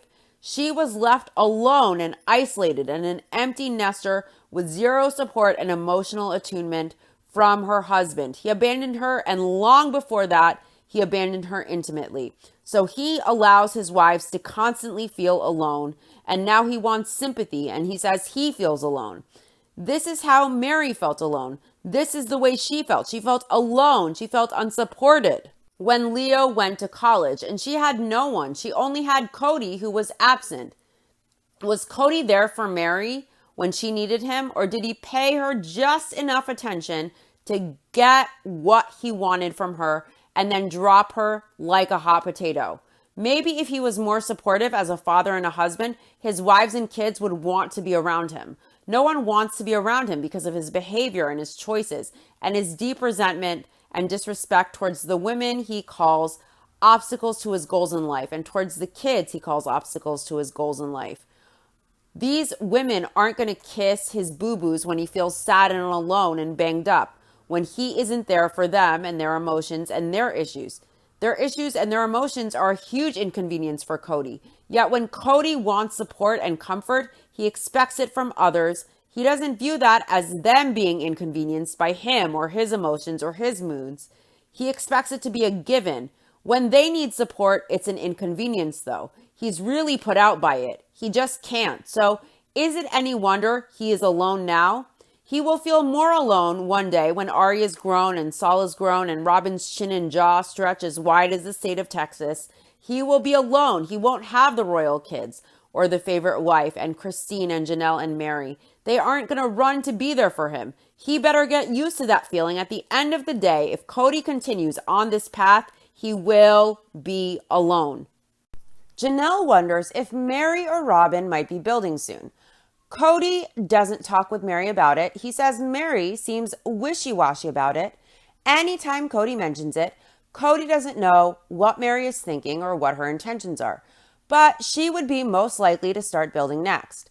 And Cody wants that. He wants Mary to feel like she can do that and partner with them, as if she is his business associate. He wants Mary to partner with them on what they want to accomplish out here, especially getting the land paid off. Basically, if Janelle forces the issue, he wants to push Mary to build next so that she will help foot the bill.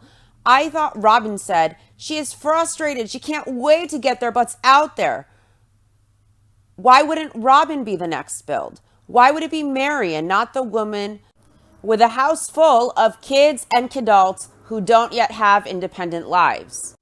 Could it be maybe because Robin doesn't want to leave her mansion and she hasn't been excited about building because she doesn't want to, and now they want to pawn this off on Mary? See, the only reason Cody wants Mary to feel like she can build and partner with them is he wants to pawn off paying off the land and put it on her. He doesn't even consider himself married to Mary. Notice how he says a partnership. She can partner with us and build, just so she can pitch in her money so she can pay this land off. He's married to Mary, but he treats her like she's not even a business associate. And he doesn't mind using her to pay off the land, even though she considers himself married to him, even though they have a non-existent relationship. And he considers himself not married to Mary anymore. But he doesn't mind using her now to partner with them to pay off the land to solve his Janelle problem. Then he will suddenly have a fondness for her he never felt before. Watch and see. Cody says Mary has to decide where she's going to build here. They can't assume. So Cody and Janelle have to talk with Mary and Robin about what to do with the property. Since Christine is left, Mary gets that she was undecided about the trees for a while since they decided where the property lines were all going to be. And they knew who would be on each piece of property. Mary thought it was great, so she rented a house so she wouldn't tie up funds for when they build on the property. Janelle wants to keep moving forward. She wants to meet with everyone and figure out if everyone is good with dividing off the land still. In confessional, Cody whines that there is an element he is struggling with here. They have gone through this entire COVID thing where he has been left feeling pretty disrespected. This man acted like a dictator during COVID. It was a very uncertain time for the whole world. And instead of being there for his kids and wives during a very scary, uncertain time for everyone, he created these hoops to jump through just to have an excuse to stay away and then blame it on them. This man disrespected his wives and kids. He bashed them constantly. He made it seem like they were completely irresponsible about COVID when they were following COVID guidelines, CDC guidelines to the best of their ability. They just refused to follow his COVID protocols that would keep you a hostage in your home. This man respects no one, and he wants to say now that he feels disrespected. He didn't even show up to his daughter's surgery because of those COVID protocols. He didn't want to break them or look like a hypocrite. Yet he found it in his heart to break the COVID protocols to go to officiate his friend's wedding, which was something that was self-serving for him. It was an inconvenience to go to his daughter's surgery, but it wasn't an inconvenience to break his COVID protocols to go dance and officiate the wedding and be in the limelight. This guy is a fucking dick. This man respects no one, and he wants to say he feels disrespected. No. Listen, by respect, what Cody means, his definition of respect is obedience. He thinks people who yes him to death, people who are easy and convenient, people who keep sweet, people who are just the way he likes, very convenient, who easily comply to him, who obey him, who revere him. Those are the people who show him respect. Respect to Cody means obedience and being easy and being convenient and being simple. He respects no one himself. He doesn't even know what the word means. And he wants people to bend over backwards to show him exaggerated deference and respect. He basically wants obedience. He was an asshole during COVID, and everyone stayed respectful to him, by the way. He was mean, he was condescending, he was demeaning, he was resentful. He is one of the most disrespectful fathers and husbands I have ever seen. And at a time when his family needed him most, during the pandemic, during an uncertain time for the whole world, he wanted to play control games and manipulative games. And he used his family's refusal to be dictated to follow his protocols as an excuse to treat everyone like they were dog shit on the bottom of his shoe. He feels disrespected about COVID. Guess what? He disrespected every wife and kid he has, other than Goblin and her royal spawn. Cody says he has been left feeling disrespected after COVID, and he isn't going to break his back to work for anyone who doesn't respect him. He just isn't. And he says Janelle needs somebody who will break their back to get this project done. And that isn't him right now. He says men don't feel love from women who don't respect them. So basically, by respect, Cody means obedience, reverence, deference. And because Janelle disobeyed Cody during COVID and she didn't allow herself to be controlled by him, he is going to punish her for that failure to blindly obey, the refusal to comply. So now he wants to punish Janelle and say, because you didn't obey me, or what he refers to erroneously as respect, I am going to punish you now by not paying off the land, by holding your home and security and stability over your head till you learn to bend the knee. It's a punishment. And Cody is refusing to put any effort into paying off the land to punish her and to get back at her for her refusal to handle COVID the way he wanted by being a hostage in her home. He is saying when he says men don't feel love for women who don't respect them, I won't show you conditional love. I won't show conditional love to women who don't obey me. I won't reward a disobedient and inconvenient wife with love and support. He won't reward a disobedient and inconvenient wife with love and support because his presence as a husband and his love is conditional on how obedient his wives are. Janelle disobeyed him, so now he is getting her back by refusing to allow her the same privilege Christine and Robin got of using the joint family account to secure a home or pay off the land, and he is refusing to participate, to punish Janelle, to get back at her, to teach her not to ever disobey him again. This is punishment. This is revenge. This is allowing the mother of his kids to struggle and suffer and feel unstable and insecure intentionally, knowing she has no home, knowing her financial situation, knowing she paid for the mansion he and Robin sleep in. This is the mother of his kids. He doesn't love her or respect her. He sees Janelle as a means to an end, as a person to milk dry to his benefit. This is the man behind the mask. This is Cody Brown, the patriarch. And it shows. He has zero respect for Janelle at all, and he is very immature, and he has a really shitty, shady character and an even worse mindset, and frankly, he's a shit human. It makes him feel good to get Janelle back for when she refused to be controlled. He thinks it feels good to hang her out to dry, like he's really putting her in her place. It's all for his ego. That's how much he respects and loves his family. That's how much he loves and respects Janelle. That's how much he values his family and his wives, and particularly Janelle. That's how much he respects the mother of his kids. 0%. If you want respect, you have to be respectful. This man respects no one, and then he complains, "Oh, I'm not respected." Grow the fuck up. He is so disgusting. This is so disgusting. And I hope when Janelle leaves, she gets an attorney and makes sure she gets all her money back that she has receipts for, because I'm sure she has every receipt. Cody feels that Janelle struggles to respect him or show him respect. He says it might be an unfair statement. It might just be the way they argue. He says, if you don't respect me, don't bother with the love. It just doesn't work in my world, dramatically. Basically, we know Cody means obedience. Whenever he uses the word respect, he means deference and obedience, not actual respect by the definition of most people. So if people don't obey Cody and show deference and really coddle that ego, if they don't enable him, they don't love him, and he doesn't feel loved. That's not love. Cody doesn't want love from his wives. He doesn't love his wives. He wants blind obedience. He wants convenience. To Cody, showing him love is complying with him. Showing him love is being convenient. Showing him love is treating him like he's the sun you revolve around, and always keeping sweet, never using your voice, never voicing an opinion, never voicing an opposing opinion. Just bend, be a slinky. Let me tell you what you will do and how you will do it. That's love to Cody. And if Janelle doesn't bend to his will, she doesn't love him.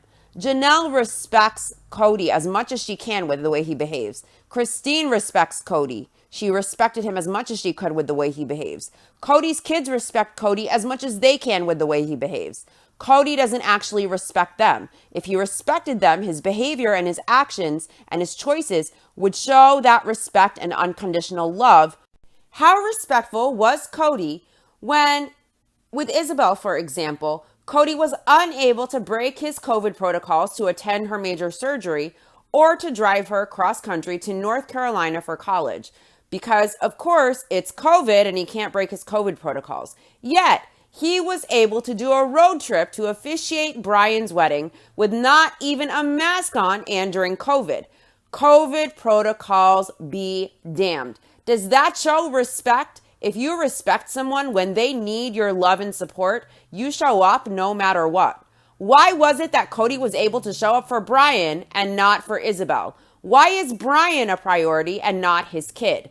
Cody doesn't respect Isabel, or he would be there. Cody doesn't respect Janelle. He is asking for something he does not give anybody. He insulted her throughout COVID for following CDC guidelines. He insulted Gabe and Garrison on repeat. He was very disrespectful, trying to force a mother to kick out her children during a pandemic because his pride got hurt when they wouldn't obey him, and he spoke critically of them. He wanted to evict them. He wished his name was on the lease to be able to do that.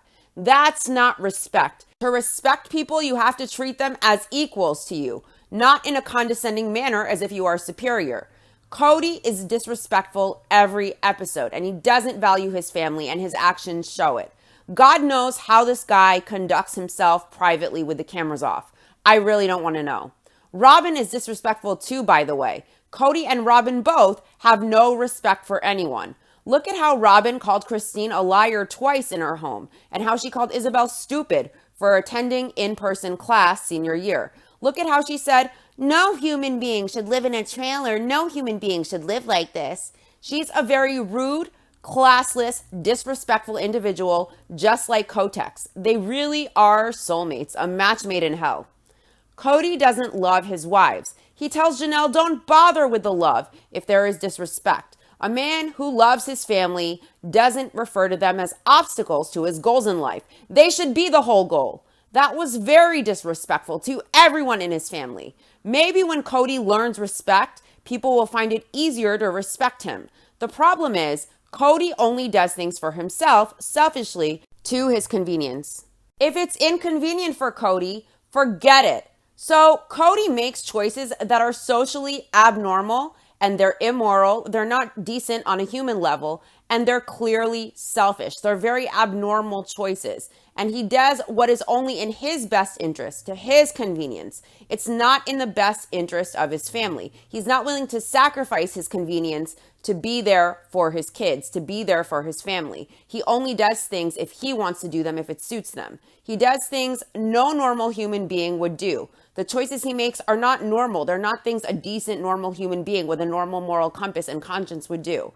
Things like miss his kid's major surgery where she could have died or had complications. It's a very high-risk surgery. And Cody felt it was acceptable not to go. No normal human being with a normal mental state or moral compass or conscience would refuse to go, not only just with their kid, but with any person they love to support them. This is major surgery, very major. He created Isabel. He created this soul, this person, this life with Christine. Isabel would not be on this earth or have a life without him. And he felt it was okay to refuse to go. It's his duty to be there. He is comfortable to live in a home paid for by his wives, as one wife who paid for most of that home he sleeps in needs a home herself. She needs an asset. She needs security.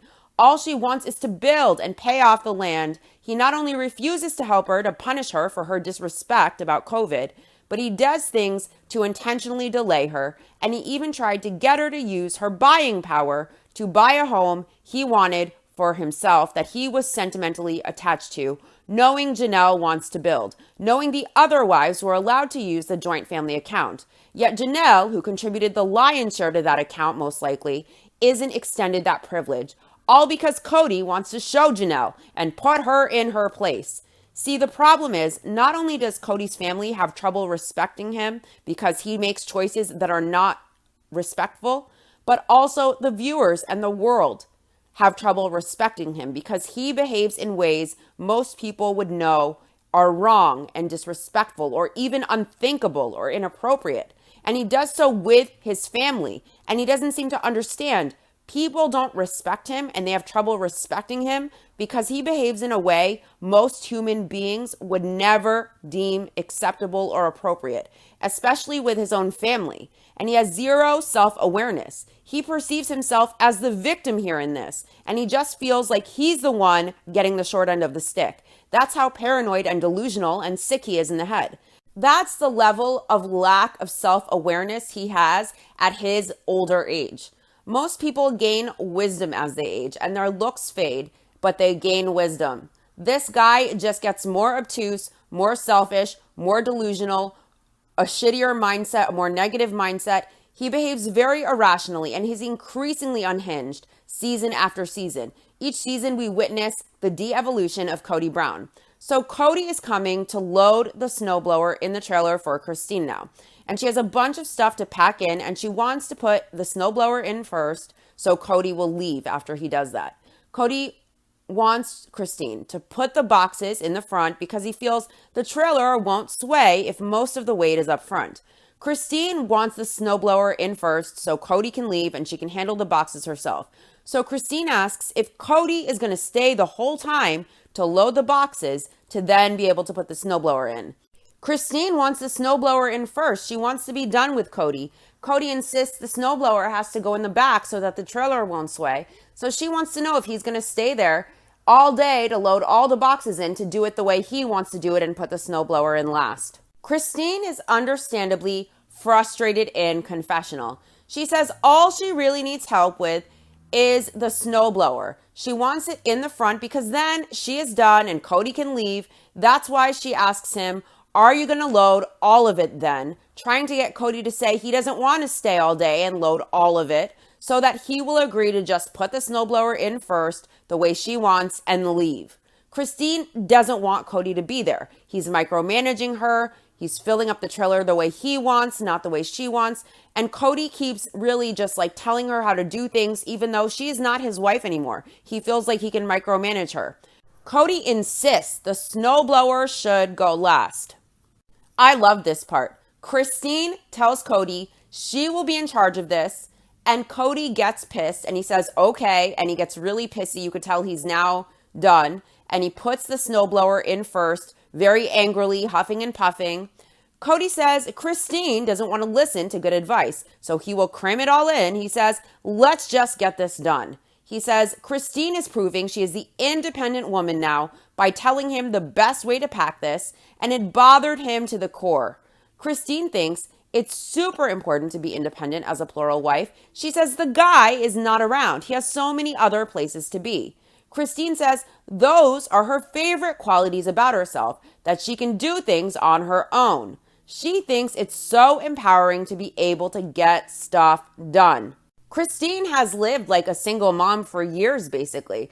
Cody only shows up this night or that night or a couple hours here, a couple hours there. So when they need major stuff done, like moving something heavy or connecting a dryer or fixing the dishwasher or whatever, they figure out how to do it. They live like single moms. They figure out how to do the stuff. They don't rely on Cody. And frankly, Cody isn't the sharpest tool in the shed. So he likes to think he knows best and he assumes he knows best and he micromanages. But really, he doesn't know how to do shit, and he just delays the process and creates more of a complication when they could just do it themselves, and him micromanaging feels like suffocation, like somebody has hands around your neck. Cody stays and he loads the whole trailer, and he's micromanaging regardless of what Christine wants. He's advising Christine. Cody says they have had arguments like this before, but he was in charge, and now Christine has reversed the role, saying she doesn't care what he's saying. We will do it this way. And Cody feels, well, I don't have to help you. Listen, she just wanted him to load the snowblower. That's all she wanted. She didn't want his help other than that. She didn't want Cody to help with anything other than the snowblower, just because obviously she can't do it alone and truly can't really help her lift that thing. She wanted him to put it in first and leave, and he stayed and helped her still, trying to direct the operation. In one sense, it was nice that he helped, that he stayed to do all the boxes he didn't have to. But it would have been nicer if he didn't micromanage, or actually if he's gonna micromanage, if he just didn't help her at all. Because it's very demeaning and it's condescending to have someone think they know better than you and tell you what you should be doing for something you want to do yourself that you don't really want this person giving their input on. Christine didn't want Cody there micromanaging. She didn't want him there, because it's annoying as fuck to be micromanaged.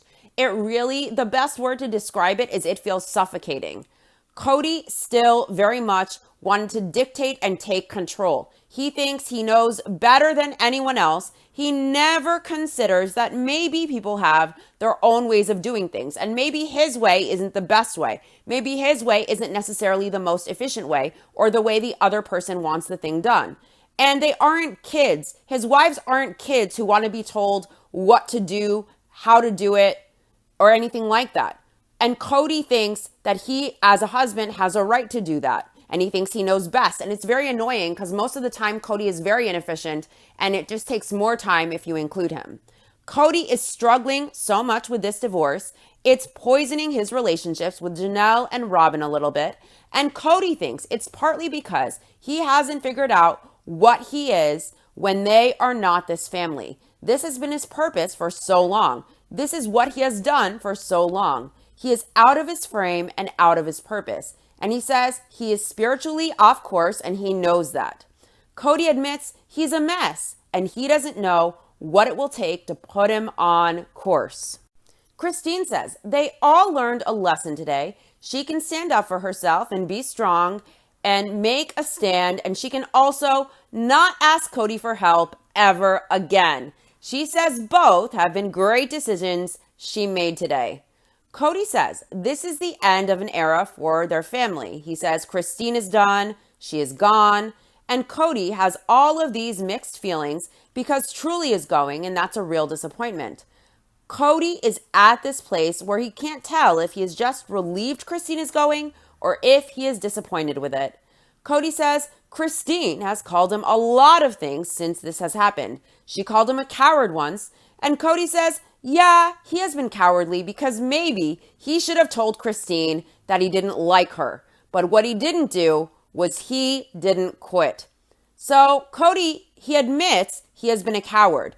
Not because he is absent as a husband or father, not because he tries to control and manipulate his wives and kids, not because of his neglect, not because of his failure to attend Isabel's surgery, not for his bad choices or bad behavior or his refusal to own his choices and take accountability. No, According to Cody, he is a coward because he should have told Christine he didn't like her, but he didn't quit like Christine did, as if that makes him less of a coward. This guy has zero self-awareness, none. He has the mentality of a fifth grader, and thank God Christine left. Thank God she realized this imbecile could never give her or her kids what they deserve, and she chose happiness and fulfillment and to create the life for herself that she deserves. Because Cody doesn't deserve her, and Cody doesn't know how to be there for anyone. He isn't honest with anyone. He's not even honest with himself. He's a coward 100%. Robin is too, by the way. Remember, she said, "Oh, I guess I'll just stay out of her way," about Christine if she ever happens to see her. These two really are a perfect match. Cody says, once this anger settles, he hopes he feels differently. But he hopes it's not heartbreak. He just doesn't want to experience heartbreak here. Notice how he is only worried about his own heartbreak. Let's remember, he admitted many times he wasn't in love with Christine when he married her or later on. Cody is only concerned with himself and his emotions, just like Robin. Frankly, does Cody consider Robin's heartbreak and how it felt for her to be head over heels in love with a man she married who didn't love her in the way that she did, or the heartbreak she felt when Cody leveraged Truly and custody of Truly to try and make things go his way financially when he and Christine settled things with her departure? Does he consider Isabel's heartbreak when he refused to attend her surgery and he refused to drive her to North Carolina for college, all because of his COVID protocols that he had no problem breaking to officiate Brian's wedding, when he signaled to Isabel that Brian matters more than she does, that Robin and her kids matter more than she does? What about Janelle's heartbreak? Janelle, who paid for his mansion mostly. Janelle, who is the one who provided to keep his family surviving and afloat for decades, who now needs a home. She needs to pay off the land and build. She needs Cody to keep his promise, the dream he sold them, to get them to move to Flagstaff for Dayton's college. And Cody refuses as a punishment because he feels disrespected. The mother of his kids and the primary breadwinner needs a home. She needs a roof now, and he refuses to help and reciprocate when Janelle gave so much. Yet he refuses to let her use the joint family account that Christine and Robin were both able to use to get homes, because he wants to teach Janelle for disrespecting him, because he feels disrespected about COVID. He wants to use this situation to punish her, to teach her to bend the knee. He has a place to sleep at night that she paid for, and now he can't push for her to be able to have a roof too, after she fed and clothed his whole family for years, for decades. He doesn't respect Janelle. He doesn't love Janelle. He uses Janelle, and it's obvious through his actions. How does he think Janelle's heart feels that the father of her kids is using her housing and security as something to punish her with after she fed and clothed and housed his tribe of wives and kids? He would not have made it without Janelle as the primary breadwinner, and he wouldn't be where he is now or have that roof over his head. How dare he? Does he not think that is a huge betrayal to Janelle and a huge heartbreak and a slap in the face for Janelle, who had his back for decades? Where is his respect for the mother of his kids? When you guys find it, let me know, because I still haven't seen it. Does Cody not understand the heartbreak he inflicts on his kids when he uses his presence as a father as a reward for compliance? Does Cody not understand how all of his other kids suffer as Robin's kids get the lion's share of his investment and attention? Do you guys remember Gabe recently asking why his dad doesn't love him? If maybe he was unlovable, why his dad doesn't want a relationship with him? That's the kind of heartbreak this man inflicts on his whole family, on everyone around him. But he doesn't care. He only cares about his own heartbreak when he says he never loved Christine. He only cares about his own disappointment. That's how selfish this man is. Next time on Sister Wives, Cody tells Janelle that they haven't acted like a married couple for most of their marriage. Janelle is fucking furious. She is mad. Cody tells Janelle maybe it's not a good fit. Maybe it doesn't work. Cody says it feels like they're unraveling. Janelle is thinking, what the hell is she doing here? Cody tells Janelle he has somebody in his life who is fundamentally loyal to him. And Janelle says she isn't going to become Robin. Robin says they were following all the COVID protocols and still somehow COVID got them. They show Robin sick in a hospital bed, and Cody says Robin is not improving, and he thinks he was sitting there watching Robin, wondering if she was gonna live. See, I knew it. I knew he would start alienating Janelle and pushing her out next, using the same playbook he used to attempt to get rid of Mary and Christine. Christine left. She's free. And Janelle will leave too, just as soon as she gets her hands on her asset so she has something for her kids. Cody already treats Janelle like shit, but he is going to treat Janelle extra like shit to push her out.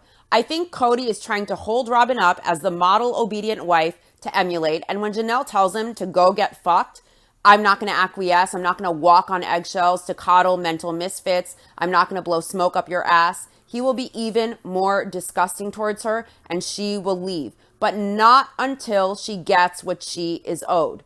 I hope she lives by Christine and they film a show together without the toxic people. Unfortunately, I guess Robin gets COVID despite the protocols. I don't wish COVID on anyone, but I mean, I'm just going to say this. Sometimes karma happens. I'm not going to gloat. I'm not happy that this person got sick. I wouldn't want anyone to get COVID at all. But I'm just saying, what you put out in the universe, in your energy, in your behavior, in your actions, you get back. And if she got sick despite being held hostage in her home against all those odds, and she really did the protocols, which let's face it, she probably didn't, and COVID still happened there is something to be said about karma. And we all obviously want to see her get well. No one likes to see other people sick or suffering. Anyways, that does it for this episode. To my YouTube viewers, please like and subscribe. And if you like, let me know your thoughts in the comment section. I'll see you guys soon. Thanks for listening. Bye.